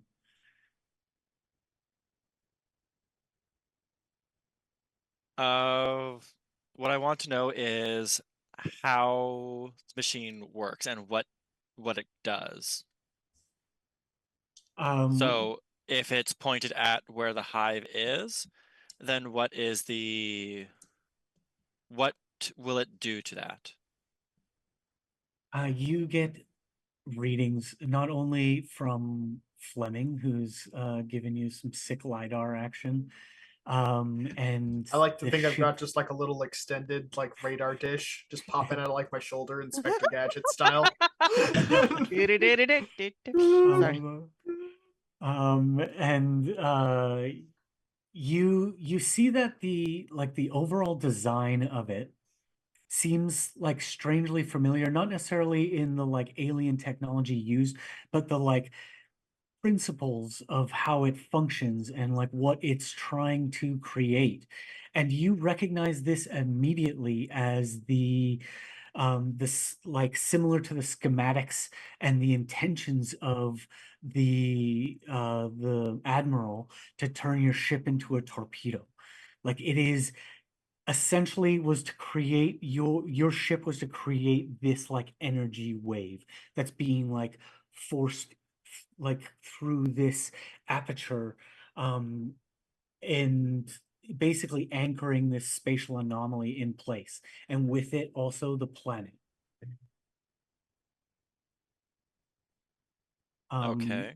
And you get the impression that with your ship you could power this thing fully because it is currently like not at full capacity. You could also modify that wavelength to close the portal, and you could probably successfully turn it off, although that might involve running back to the ship. Running back to the ship as in As running this back to the machine ship as turns this is off, gonna blow? yeah, it's gonna blow. Okay. Interesting. I will relay that information to the crew that's here about, and so they are aware of it. And crew meaning the four of us plus Captain Darcy, not relaying it to the ship as of right now. So And this machine has the ability to close the rift and stop the hive from coming through It at the can. expense of all of us more than likely blowing up. for the time being, yes. Unless we have a way to maneuver it. To limit its blowing up capabilities. And with your like amazing roll, you'd be able to basically transfer some of that power like into the ship, so you could safely close the rift. With like you could safely close it, or you can blow it up, which would probably also cause an explosion from the rift, probably also taking out the hive. And Or also you us. can open it up. Yeah, yeah. And So we you can- maybe. So we have the options of opening the rift wider and allowing more hive through, closing the rift for a temporary stopgap, or blowing the rift up, therefore sealing that as an option for them to come back and potentially destroying the majority of the hive. Any takers, any options from the crew? Blow up everything. Blow up everything? How reasonable is it Duly for noted. us to? How reasonable of an idea is it for us to actually make it off this planet before we theoretically blow up? Running rough calculations through the back of Fleming on the little calculator there. Yeah. What can we do? You could Feasibly blowing up the rift, potentially blowing up the machine that we're currently standing in, but us making it safely to the ship and out. pretty narrow, Pretty especially with the narrow? ship in the condition that it's in. Okay. Aren't we in a space surrounded by other ships? We are currently. Or to the outside, yes. There are the like ancient alien ships that were like toppled over. Are there any bits we can scavenge? Fix our ship and or toss them instead of our ship. Oh, smart. That too. Steal one of their ships for us? Possibly. I need to have a look at it first.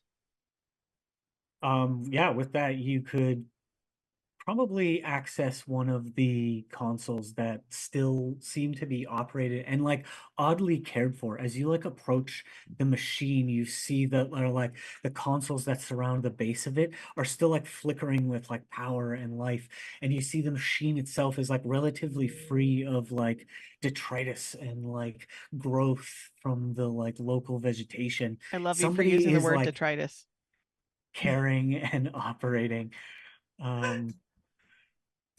Then Sorry. what the you also see is like an access point where you can see some of the like readouts on some of the ships. It looks like maybe one of them could make it, and it's still pointed upright, but Okay. it might take some fancy flying. I mean, hey, we have our captain. He can steer the ship. Potentially. I would like to do a quick once over on the captain, just a quick diagnostic check. I'm still not entirely convinced he's in his right mind. Sure, yeah, give me a lasers roll or a feelings roll. Let me do a lasers with my doctor expertise. Okay, that's a 2 and a 1, so 2 successes. That's you get like strange readings, but not dissimilar to what you had in the medical pod. It was that energy is still like focused around him and like kind of creating like a little bit of distortion in your like sensors. You feel that like he's definitely like there's a lot going on. Like he's should not be like fit enough to be like moving this quickly and like frantically. And you see him just kind of like looking at the machine in like awe, like, yes, like it's happening, like, yeah, it's gonna do it. So a little strange for somebody that was in a comatose a few hours ago. And like wild, like almost completely feral a day ago. Captain, I know you've spent a significant amount of time in the habitation pod, but I must say that really doesn't excuse you from getting some actual quality sleep. You should be getting approximately 6 to 8 hours of rest, and you are very clearly operating on less than that right now. Rest when they Your- are finished. Like, Your levels of nutrition are also very low. Have you been getting enough dietary fiber? I can have the you ship tell me, adjust your doctor. You're rations the for- like looks up at the machine itself, and just like, yes, we can use the ship to overcharge it, and we'll destroy all of them at once. Yes, Captain, I must advise you against this line of questioning because destroying them all at once also involves destroying us. That doesn't matter. This place has been gone for centuries, and it's all their fault. It quite very much does matter to us, and I would like to continue existing.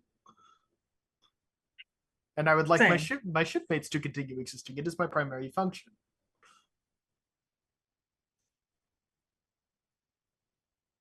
But we need the ship to set it off. Are you with me, Fleming, or are you against us? I am with my primary programming, Captain. I am with the health of the ship and its crew. This is it. The hive gets out. It's all over. Perhaps Duz can rig something up so that we can still leave in a timely manner after overcharging the weapon, yes? Duz is currently over over at the console, checking out the specs of this ancient spacefaring vessel, seeing if it is something that A, can still fly, and B, is something that we'd be able to fly ourselves, at least off planet, and communicate with our as you military study vessels. this old technology, it would be a bit of a squeeze because you see similar formations, similar like architectural designs in like of the craft itself. It was definitely made for like little bug creatures. But because they like use their primary like use of dexterity, like was their antennae, you can kind of like make use of their controls, and even their technology is not so far gone that it's like or not so alien to you in this future that we share with many different ideas. They you're able to like patch in like a console that has a few buttons that are a bit more familiar for ease of flight.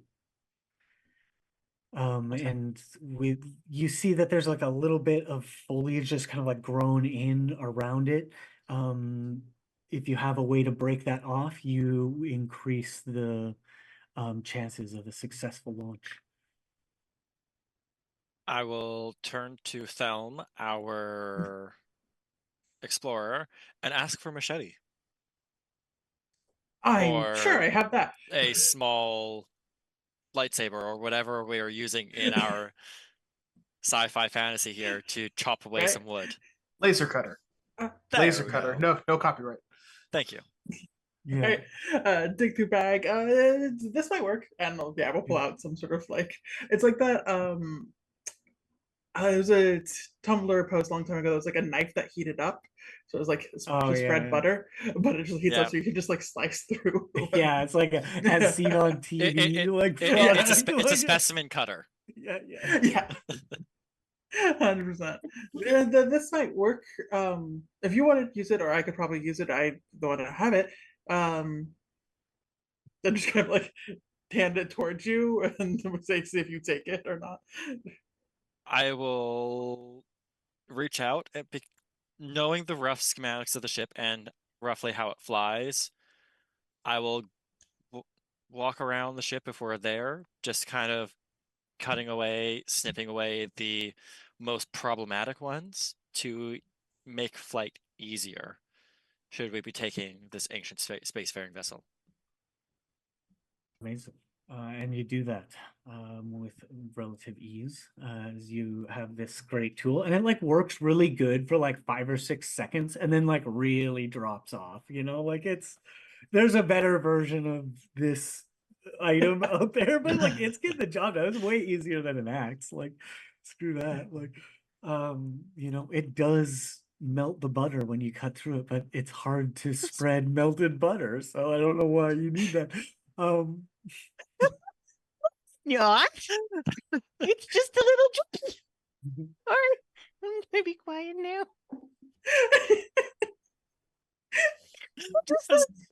The as seen on TV reference is great because it works good for like 5 minutes, and then something else comes up and it starts to break down a little bit.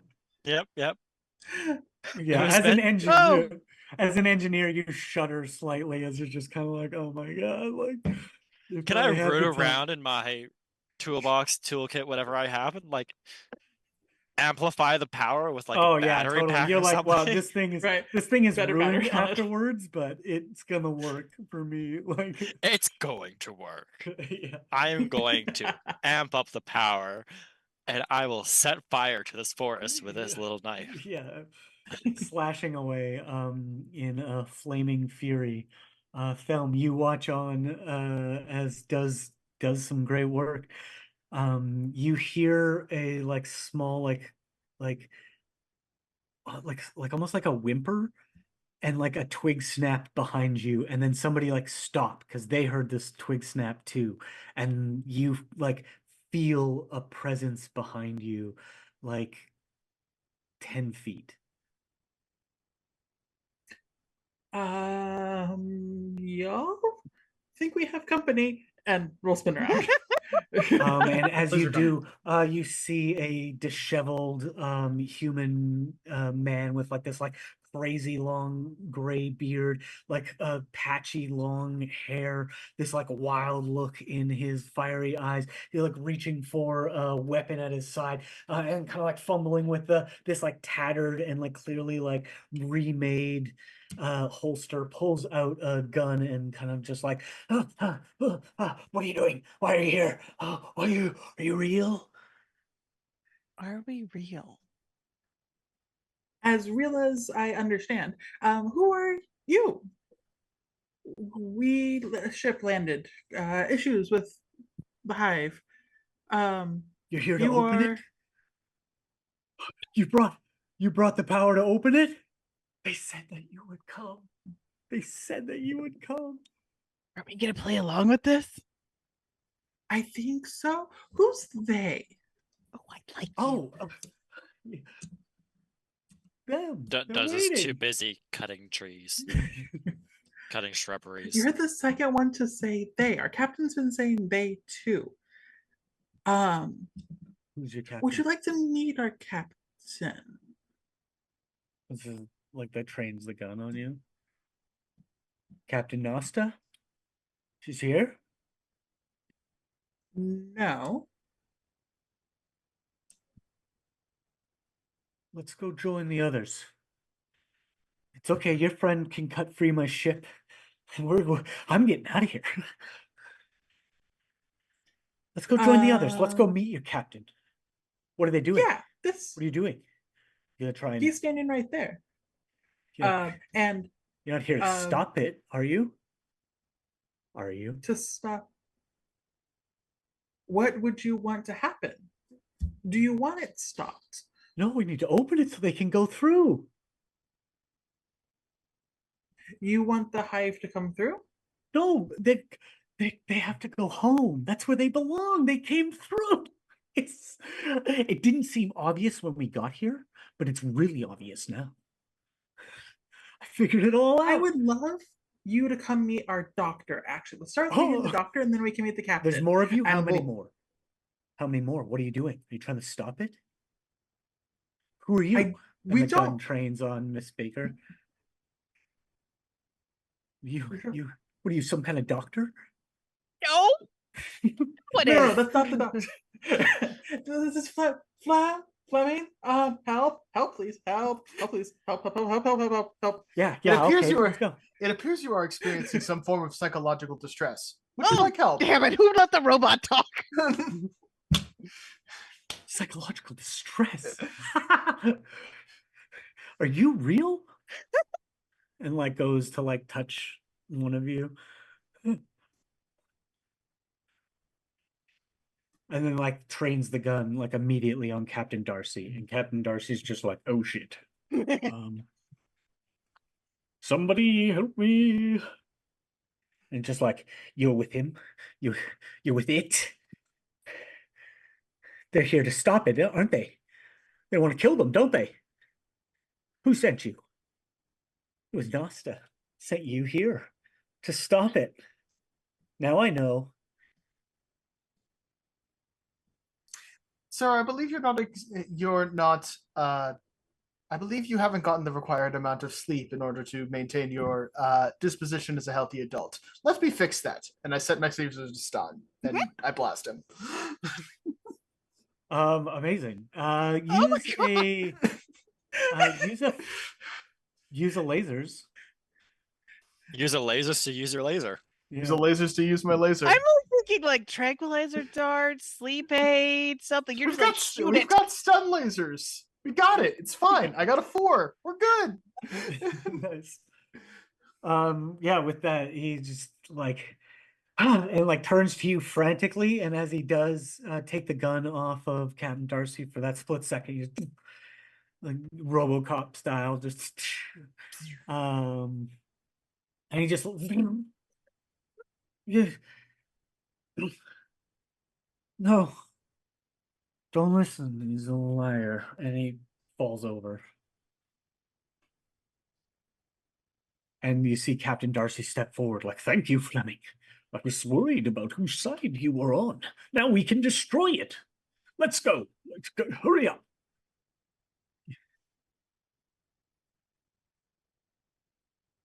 Captain, what was he talking about? About sending them back through the rift. Oh, he's mad. They've probably got to him. He's been here for so long. Hold on. So can we see the hive? Like, you look up into the sky, you can see the like anomaly getting like slightly bigger, but you can't necessarily like make out the hive against it from planet side. but it okay. So they're like sitting right in front of this spatial anomaly that's being created by this machine.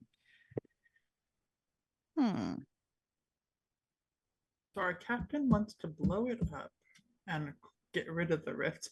And that dude wanted to open the rift, but not to let the hive through, but to let whoever might be here, them go home. Pulling Thelm aside with Thelm's knowledge of entities, creatures, presences, whatever we want to call them, comparing their knowledge with the knowledge of the hive and the schematics I pulled up of the ship, would this ship have originally belonged to, say, the original inhabitant or original creatures before they became the hive? Seeing as we've faced isopods, and with our knowledge of the hive, would this ship feasibly be potentially a precursor to the hive before they became a hive mind? Ooh. Makes sense to me. Yes, they're the ones that caused it. They brought the hive here. And now they are the hive. And we all will be unless we stop them. But we must destroy everything. Oh, they'll be back. and they'll have the power, and they'll just do it themselves. Ah, okay. It seems like an alien species had a sort of Icarus moment. Tried to do something really cool, thought opening up a big tear in the universe would be somewhat beneficial to them, big space exploration. The space Bit. exploration, infinite Yeah. power, Infinite new energy, resources to capitalize on. absolutely. And instead they found a psychic hive mind virus sort of thing. So, I mean, if they came from this planet, shouldn't we just let them back on this planet and we all leave and go nowhere near this planet? The thing with that, though, is the hive is capable of space travel, which That would is true. infect the rest of us. So, how big of an explosion do we want? I also think that the life forms that are currently a part of the hive are no longer whatever was here. I think they are something else now. They're like ghosts. In a way that they share the shape of it, but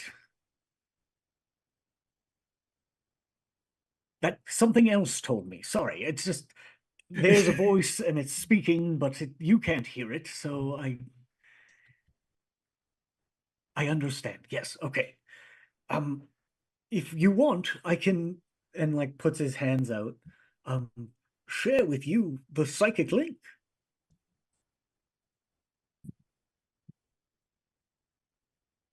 The psychic link?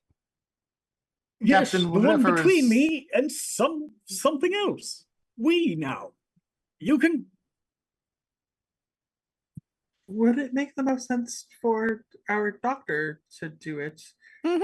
with the android and then no feelings, and so the feelings can't control the weird psychic, or the psychic connection can't control the feelings? I am intrigued to see what this affliction is that is plaguing the captain, yes. It'd be interesting to see a machine go through the process. And I would also like it to not happen to anyone else. So Very we're all well. in agreement that we all just kind of shove Fleming towards the captain. Very well. All right, go. This seems like the logical conclusion. Brilliant. Join us. And grabs like the sides of your head. And you feel that like psychic energy that you had felt in the medical bay when this first energy like rushed through. And you feel this like kind of incorporeal being like rended from its body into this like psychic mass, like standing in this room as this machine turns on for the first time, and this being is separated from the hive.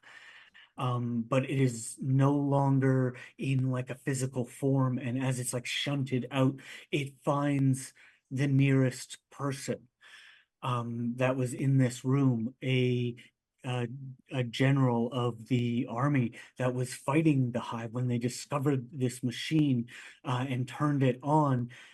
Something else was one of the hive creatures sent here to stop them from doing that.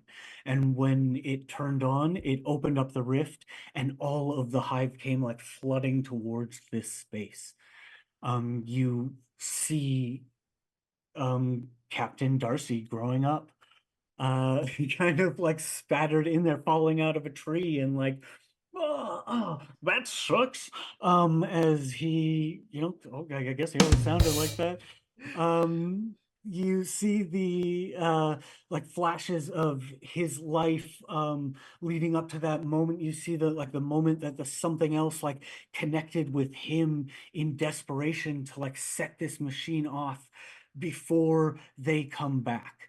And you just feel that they are the like other people that were here when the machine was first turned on, and the first person that something else kind of possessed, like it's now possessing your captain, and as an effect kind of trying to press into your mind. Give me a feelings roll Oh boy, to try this is and gonna be resist. bad. Yeah, that's a 1. That's bad.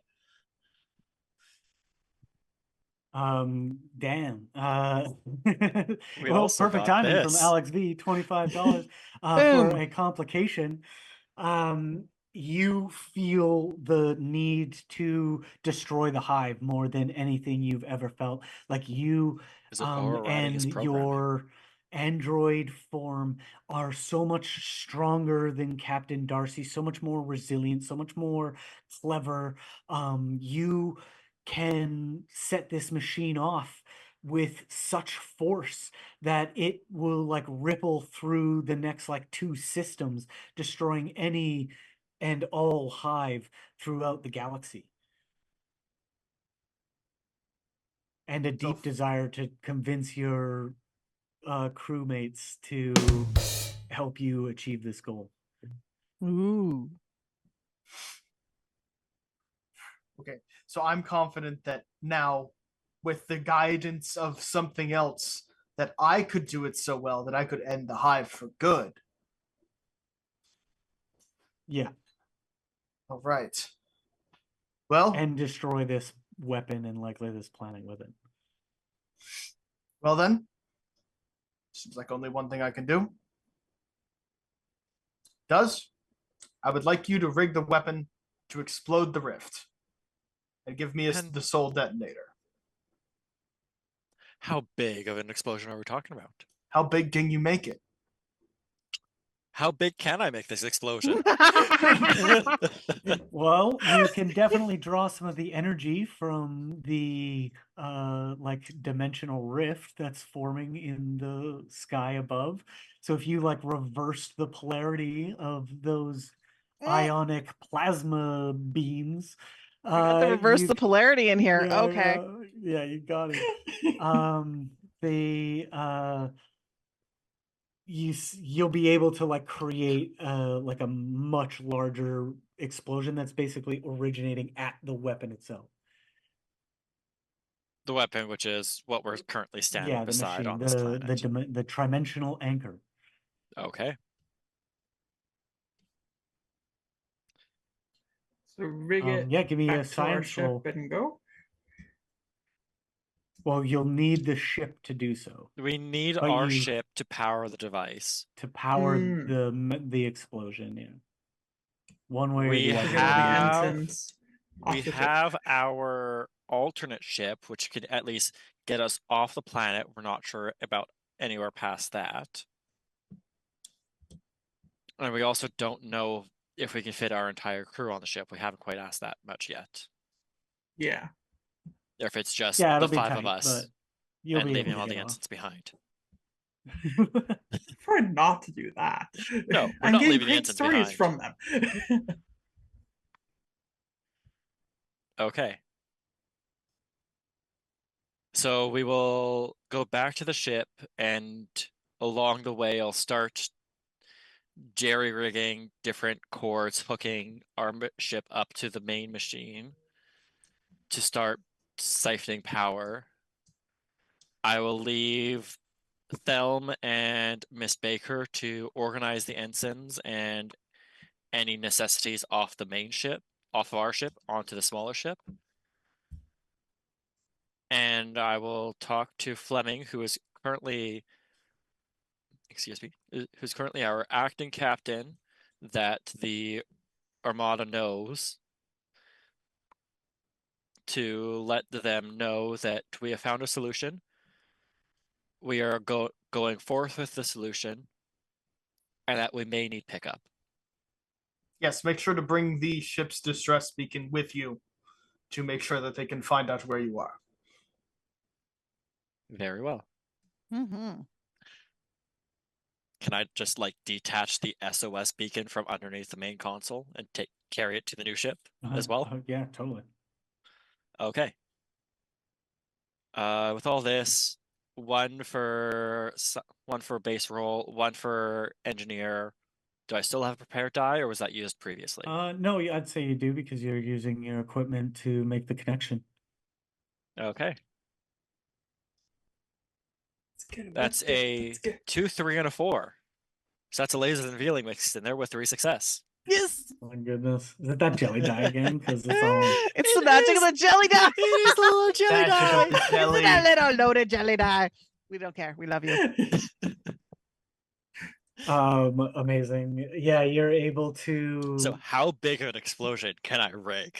A big candy. it'll definitely consume this system and the like fallout wave, like the temporal distortion wave, basically, that'll like rush The out gravitational outwards. waves. Yeah, exactly. In like 130 years is going to be like a massive problem for like two of the neighboring systems. Like, Got it. like people are going to feel this for a few centuries. Like it'll have a name and it'll probably be yours.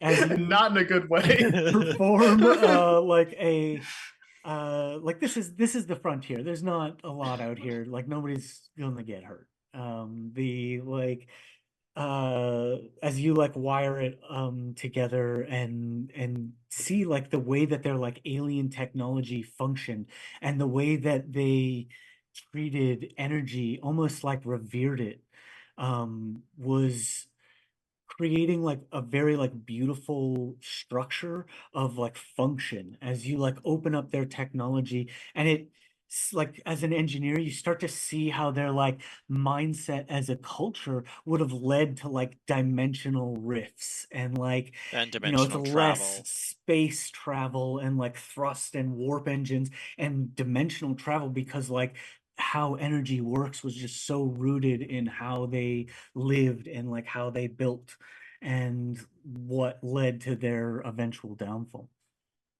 But it gives you a great appreciation, and with that, you understand their technology even further, making the flight even that much more simple. And understanding the capabilities of their technology, you get the impression that making your way out of this system and over to like protectorate space, you could probably do it in this thing and make a safe escape. Okay. Is there anything anybody would like to do in these final moments as the machine is prepped? I'd say there's just a scene of Miss Baker and I getting stuff from like her lab and from the med band. Yep. Med band be like, no, there's not enough room for you to take everything. You can take two experiments. No, my beakers. Potato soup. No.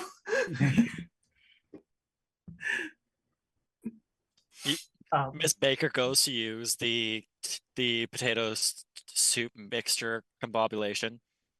Oh, that's getting patented. That's mine. That is going to be amazing. Duz has already taken it Yeah. and it's worked into his machine at this point. Yeah. Yeah. It is not something that Miss Yeah. Baker can take with her. That's what went wrong with those ancient technologies, is they didn't have enough potato soup. They Like, didn't have enough They didn't have enough. They Yeah. have enough soup, man. All things are better with soup. Yeah. That is a vibe. And with that, we get another complication from Moss again. As you go to leave the lab on the ship, you hear the engines waning as the power couplings are attached, transferring power to the weapon. You see the carved out, very blocky, very large form of Admiral Nosta standing in the hallway of your ship, just and kind of regards the two of you like, good. You found a way to finish the mission. This I like. Yes, we are figuring it out. Honestly, still not quite sure what the mission is. You and our captain want to blow it up, and so do our guys. And there was blow it up here. No. You were to blow them up. The ship is ready, right? That's all these goings-ons. Yes. There will be an explosion. Great. Well, wait. Is this connected to the machine? Did you not What answer follow do you orders? want me to say? I want you to say, yes, ma'am. I followed orders perfectly, Lord Admiral, Oh, and I it meant- was my pleasure. I meant to the first question on the if it's connected to the machine or not. Because I would answer the No, second absolutely question. not, because that is not the mission, Lord Admiral. That's what I want you to say, and like turns to you, Miss Baker. Like just kind of like leans in, like, and what? Of your experiments? What are you? No one is to lead the ship. Have you all been compromised? Captain, our main goal here was to deal with the hive. We found that the best way to do that would be to blow them up. Yes?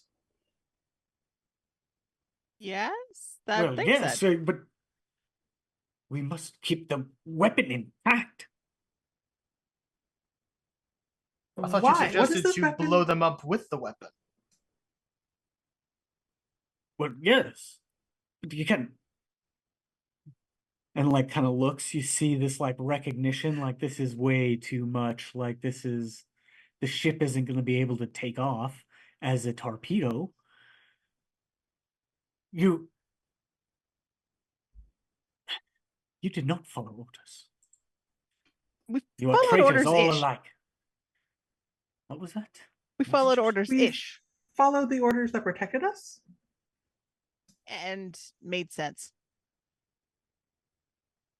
As you look above in the sky, you see like a dreadnought class military ship, like in a harrowing battle against dozens of isopod ships and creatures just burrowing in as it like thrashes about in the upper atmosphere. And she just looks at all of you and kind of like reaches down towards the holster on her belt.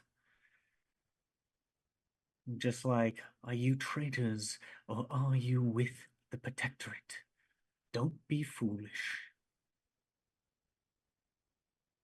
You're just explorers. I don't get. You don't get to make these kinds of decisions. The weapon We're will the ones belong with to the us. ship. Mm-hmm.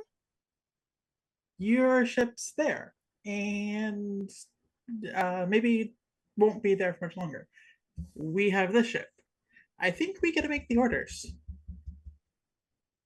Do I have like the actual detonator to set off the explosion by this point? Have we set Yeah, I'd everything say up? you definitely use Miss Baker's Little- oh, I got one of those clicky things. Yeah, Yeah. oh, yeah, I love I it. got one of those little clicky things. I want to be holding like a dead man switch sort of thing. Sure, yeah. For the We have whole- a for few the of whole those bomb. clicky things. Yeah, quite a few Yeah. clicky things. Yeah. Does wanna- has an array of them. Only one of them's hooked up, and he's the only one that knows which one's hooked up. Yeah, right. Admiral, when we I'm only telling you this because it is in the best health of it is in the interest of the best health of your crew and my crew. If my engineer over here has access to several different detonators, one of them setting off a bomb large enough to destroy this entire planet and set off a chain explosion that will no doubtedly reverb throughout several systems. I would suggest you leave its radius as soon as possible. And I'm measuring all of you. Does is just quietly in the back. Click. Click. Click. The work does not stop. Alma's just like standing serious, trying to see if she can like intimidate back. Oh, sure. Give me a rapport check or a passion check. That would. Okay. I don't know. I don't think I've been expert in military. I was not on the ship for anything. I think it's just one. I need higher than a 3. That's a 6. Nice. Yeah, one Success. success.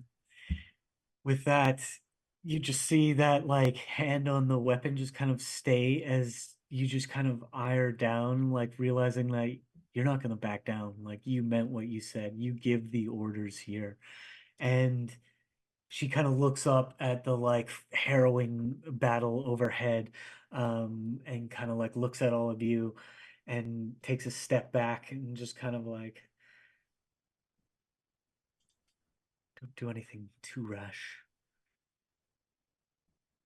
when we get I out would of just here. say, Remember, I control the military, I control the government, and soon enough, you will regret crossing me today. But I thank you for your sacrifice.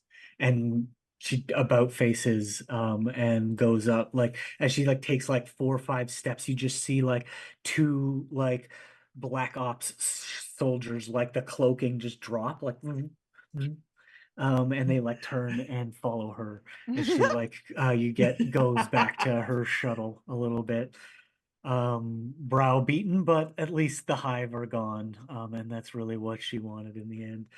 You see the captain just, "Ah, that was brilliant," as he like pops out from behind the machine itself, like kind of clearly hiding. That was great work, everybody. May I have the to the ship, honors? Captain. I was no way. We were born here, and this moment has been so long and coming. I must be the one to flip the switch. Maybe it'll let you all get away. Captain, Um, I put a very affirmative hand on the shoulder. My primary function is to ensure the health and safety of the crew, and you with it. You should go with them. I will set off the detonator. No, you don't understand. We were here when it happened, and we've waited here until this moment. You must let me have it, Fleming. Film. Miss Baker. I do understand. Please. You have shown me. You have shown me. I do You've shown understand. us. We're together like that. So we'll stay together. Captain, you must go with them. You know it is the right decision.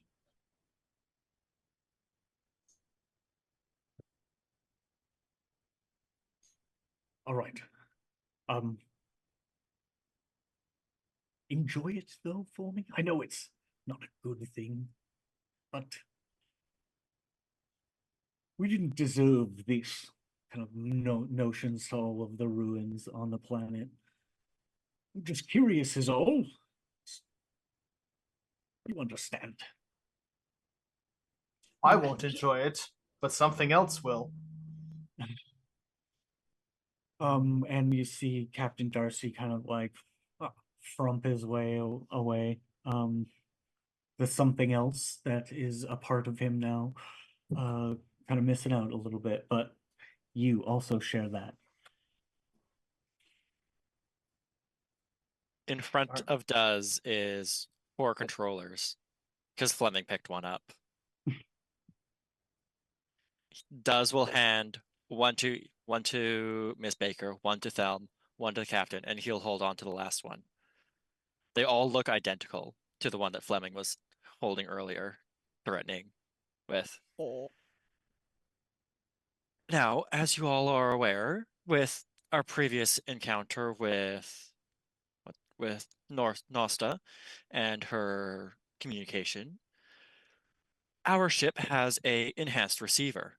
Therefore, all of us can get on that ship, the spare one, and get at least up to orbit before we detonate things. Now I suggest we all hurry along and get onto that ship before one of us lets go. Good plan. sounds good to me. Nobody trip. You just see Let's go, Captain let's go. Darcy like,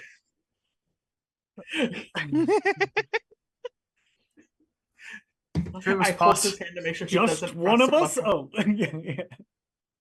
if it was possible for an Captain. android to wipe sweat from his brow, he did.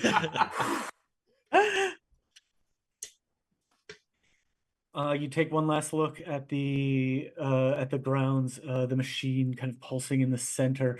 You see, like, closer now than ever, the rift in the sky. As you climb aboard and like squeeze into these, like, what are definitely not meant for humanoid and other types of shapes. They're really kind specifically like bug shaped holes that you kind of like nestle into. You are able to hear the like powering up the engines, thriving, the like foliage half burnt, snapping away as the whole apparatus rumbles. You hear the like hundreds of years that this technology has just waited to take off in this manner. You hear a small whimper from Ensign Graham as he's just kind of like, oh man. You uh, feel the pressure of the liftoff as you start to ascend. You hear the machine building up that energy out one of the tiny little portholes, although there are like 8 of them in a row. You like look through them. You see the raptor like glowing and almost pulsing with that energy, and as that like engine and that warp or the hypercore fires up, the machine itself just brightens and reaches out of this massive laser into space. As your ship just kind of draws you back, you feel the like gravity slowly leave as you break orbit and make for the stars. You feel this like pressure as the ship itself just kind of shudders, the engines turning off as you coast for a moment. All the lights on the proverbial board are green. You you see the like switches and controls in front of you kind of responding in the way you anticipated, and finding yourself with enough like reasonable control. You see the pressures in your eyes, like those like specks from like a really bad headache, like just kind of build up for a second. And you feel this like sudden release as the like energy from the planet just like reaches out. You see the planet itself just like as if the atmosphere was just dusted off of the top of it. And the spatial anomaly just like cracks for a moment. And the hive that was in front of it just slowly like pixelating away as you like drift away from this explosion. You feel for this like 1 second as this like dimension is open. You feel this like pressure building, and not just like the image, but the like the pressure on your skin, on your body, like a night terror, almost like pressing down on you. The horrible visage of a tentacled monster with this long domed alien head, these like blackish eyes, these like tentacle hands just prying at the edge of the spatial tear. And in that moment, you feel this awful, unnameable presence from a little cute little button nose as you pops the rest of its face out, and you just see these like curious little like cat eyes, ones you would recognize immediately as a kitten on its belly, like come pet me, and you're just like, oh man, this is dangerous. Curious, deadly, and almost irresistible. Is there anything anybody would like to do in this moment to attempt to prevent the horrible, unnameable Cthulhu Lord of Relay from entering our lasers and feelings? We need more explosions. I turn around and I look at them. I say, Thelma, release the button. The button. Release. Yeah. As you Press the do, button. you Pull the feel lever. you feel that like ripple out and snap shut, almost as if you'd pulled down one of those like really satisfying like electric, like those like old time like 7,000 amps like Frankenstein levers, just so satisfying. Click, and it just smashes shut, and it just all that light, all that energy, all that like curious chaos come to ruin the world snaps out of existence, the hive with it, the planet fading, and with that Duz is able to press forward, and the ship lurches into like a sublight hyperspace. You launch forward towards like helpful space. You can only Healthy hope. space. Yeah, healthy space. Yeah, this is not healthy space. It's currently blowing up very big. And behind you, you just see that threat, those threats, this strange unknown pressing into our world because people had explored a little too far, but they had learned something at the very end about humility and moving forward, and now armed with this knowledge and this technology and a new understanding of a different way of thinking, the 8 of you kind of slump back into your beetle holes in this strange alien ship, launching again into the unknown, and with nothing but your lasers and feelings. So thank you for playing. Thanks for joining us in the chat. Thanks for all of your unbridled chaos. It was very fun. Cthulhu can only show up once, and it's, kind of the end is like usually the general rule.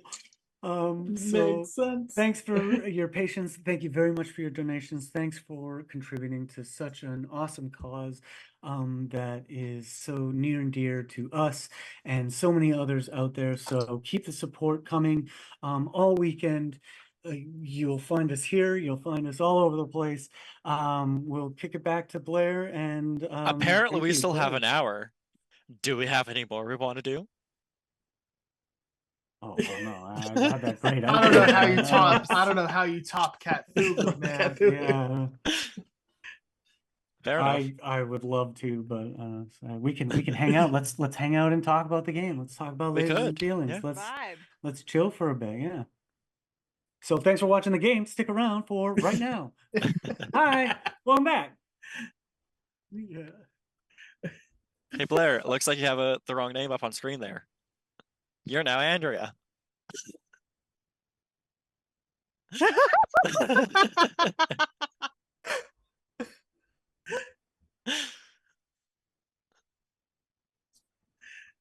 Yeah, of course. There's love nothing distracting, here. but technical issues. none of you. It's moving on. Oh, well, thank apparently you there's no all for audio? playing. Thanks for coming along for that ride. Like, you guys are great. Oh, no Like, audio this from Blair. is- It might be.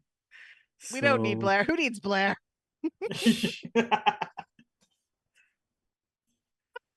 a mess. But hey, it was a fun mess.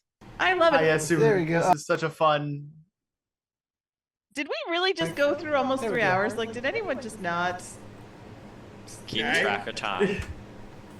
All right, there we go. This is Now, so now I gotta, fun, hold on, so I gotta much hit fun. one more button so that you guys don't echo. Okay, that should hopefully work. There he is. That's just so good. Yeah.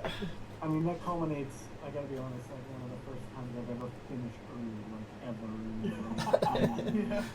Sorry. Are you in Alberta or something?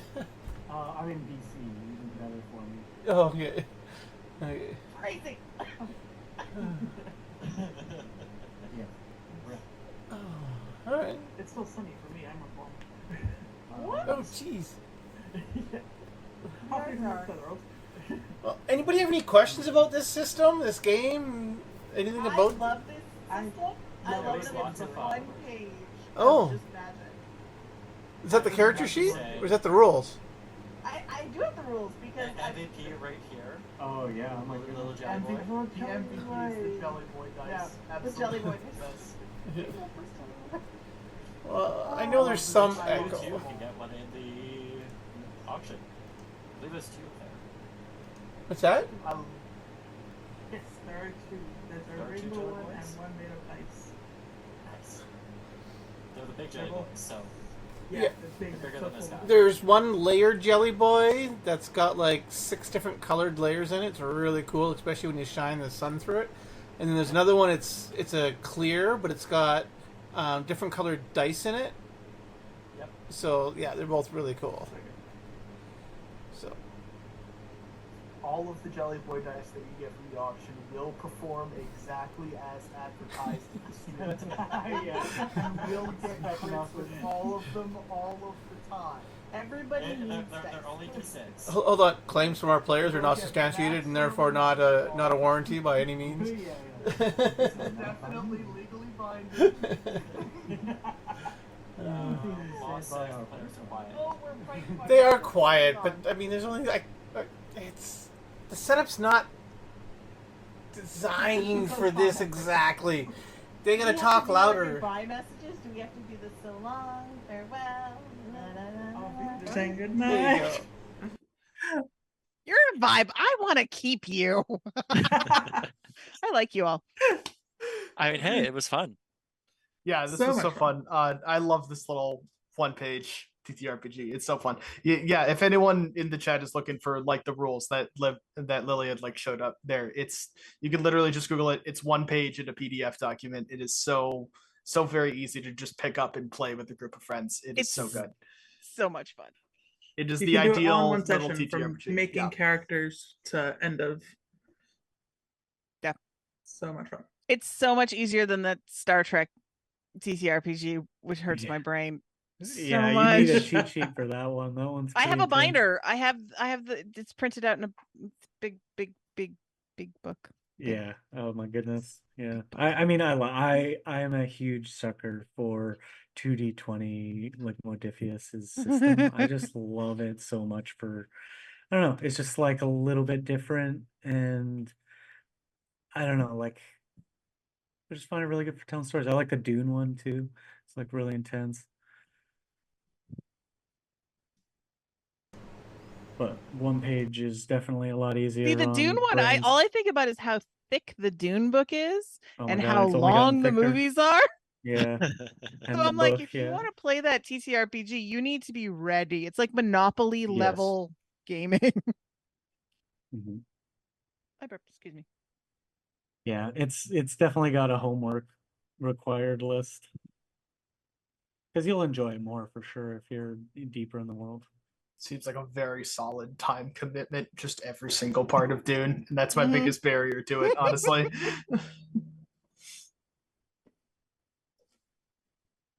Yeah, this is one of those little TTRPG games that you can just like get a couple people together, and if Like, yeah. things just kind of riff off each other and it all just works out. It's oh hey, the DM's not here. Let's pull out this one-page adventure. Mhm. Yeah. Another I'd recommend that I'm really interested in is the Pigeons 11 that is currently on auction, which Mhm. no one go bid on it because I want it badly. What's that? Go bid on the Pigeons 11? No, I'm pulling it No, up please right go. now. I Pigeons really, 11? I shouldn't. Yep. I don't have the money for it. But yeah, We're it doing one sounds of like those Ocean's on, 11 with pigeons, and it sounds so No. fun. We are doing one of those on Sunday at Nice. 9 Tune a.m. in, watch. Pacific. I'll be in that one. We are all playing pigeons on our way to steal some grain. You see, I would Sounds love so to good. join in and sit on that, but 9 a.m. is when I'm supposed to be crossing the border down to the States on Sunday. America. See, and I just want to see if you're doing a game that has anything that sounds like it's spy themed Bond type things, you need your own theme song. Like you need your own type of pigeon theme song. Like when you come into the scene, something has to play. I was imagining pigeons like doing pigeon noises to the song, but you know, like when you said pigeon song, that was where my brain went. To, See, and like, I'm just like pigeons literally like exactly. Bit of cooing. Yeah. But like, pick your Bond theme. Like, pick a movie, Oh, it's do a Bond theme. Goldeneye, There you go. yeah. Well, that's Goldeneye, obviously. It's I'm gotta like, be. there's some good So- ones. Yeah. I want to watch Goldeneye. Yeah. But we'll be here on Sunday at 9 a.m. Pacific doing that exact game, Pigeons 11. It's gonna be a lot of fun. So nice. It does look like a lot of fun, and I can't wait to watch that one. I just might be a little tired because it's a 9 a.m. game. I don't know who books these games for 9 a.m., but My toddler was awake at 3 in the morning today. Oh my goodness. I mean, Blair, it's not like last year where I donated 12 hours of my time to one weekend for you guys. Oh, so many hours. to That was only 3 games. Really Star's question, tomorrow is Goblin Quest at 9 a.m. That's also a fun game I have played. I played one of the variants to that one, where you're all Sean Bean, because Sean Bean always dies in the movie. So it's actually in the book as one of the variants. It's hilarious.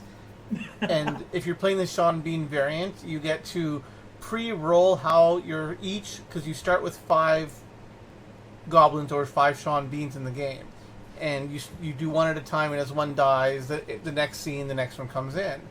So when you're rolling up the characters for that, you will roll how it's going to die. And because he always dies in movies in the weirdest ways, it's one of those ways. And so when that one dies, you have to tie it into the story so that he... Oh, I shook the camera there. Let's not do that. But you have to tie the death of that Sean Bean into the story on how he dies to make it fit the story. It was a lot of fun. It was a lot of fun. But yeah, you guys are doing the Goblin version tomorrow, or they're doing the Goblin version tomorrow. And that one looks a lot of fun too. I can't wait to watch that. That sounds hilarious. Yeah. So. I guess I should just go over to the final wrap-up notes then. Thank you guys. Do we get a little goodbye message from each of us then? Yeah, On go our way ahead. out? Sure. Yeah. Yeah. Let's start with kind GM Tim, as I'm probably motioning off to the wrong side. Other Wrong side. You are. There you go. Yeah, thanks for watching Lasers and Feelings. Thanks for my players joining me on this wild little adventure. Thanks for all your donations. Thanks for sticking around in chat. And just thanks for being you. Because, I mean, I love telling stories and I love doing it with friends and the new friends that you can make in tabletops. It's definitely one of my favorite things. So thanks for being a part of that. Taylor? At least I'm not being put on the spot this time. We had someone go before us. Yeah. But yeah, no. Taylor over on the Discord. I was part of Andrea's adventures last year. Had lots of fun this year. Hoping to come back next year. We'll see if they let me play in more than one game next year. Because I had a stipulation of 2 games this year. But yeah, come say hi. Come play some fun games with us. Come show off your slowly growing dice hoard. I may or may not have gotten an email today saying that I have more dice on the way, Blair. Maybe it was yesterday. It was yesterday that Andrea packed the subscriptions yesterday. So. Yeah, I got an email either yesterday or today saying that, hey, more dice are on the way. So I now have to spend like 45 minutes pulling out all my dice to take a photo because it's getting to that point. Never enough But dice. go support these people. They're great. They're fun. And yeah, and I will pass it off to this way, to Thelm. It should be this way. Yep. Yes. Yeah. You got it. Hello again, Beccs. Beck Boops on all social media that matters. Feel free to follow anywhere. And yeah, happy to play. I used to do Jasper's Game Day, so if I'm a new charity, I would definitely play some more games next year. This was so much fun. Thanks for having me. And cool. off to below me I'll go is next. Lily. Lil, Oh, Sam. that Which way are we doing? Are we doing Fleming? Straight Fleming down Below. You to wanna me go? is Okay. Lily. Macbeth's? All right, fine, I'll go. Miss Baker? Um, hey guys, I'm Sam. You can find me at runesong in the Andrew's Adventures Discord as well. Runesong on all socials, anything like that. Yeah, absolutely. This was so much fun. Getting to play different like TTRPG systems like this is always like such a fun riot, and obviously for a great cause. So yeah, I'll see y'all in the Discord. Check it out. Naomi. Yeah. Yes, that one. Hi. That way. Hello. I am Lily. I am super excited to have been here, and I get to meet Tim in person in, well, we're not going to say how long it's going to be. Actually, I have to. I run a small pop culture arts festival / most people call it a Comic-Con, but we're just nerds hanging out in Penticton, BC, October 26th to 27th. And Tim is coming out with a bunch. We've got about like over a dozen D&D Twitch streamers coming out to play all weekend long. Essentially, it's going to be amazing. Is that Penti-Con? Yeah, that is Penti-Con. That is my baby. I'll be sending a few friends that way because unfortunately I'm busy that weekend. How dare you? That's okay. If you message me your friends' names, I will get them some tickets. If it was like the weekend before,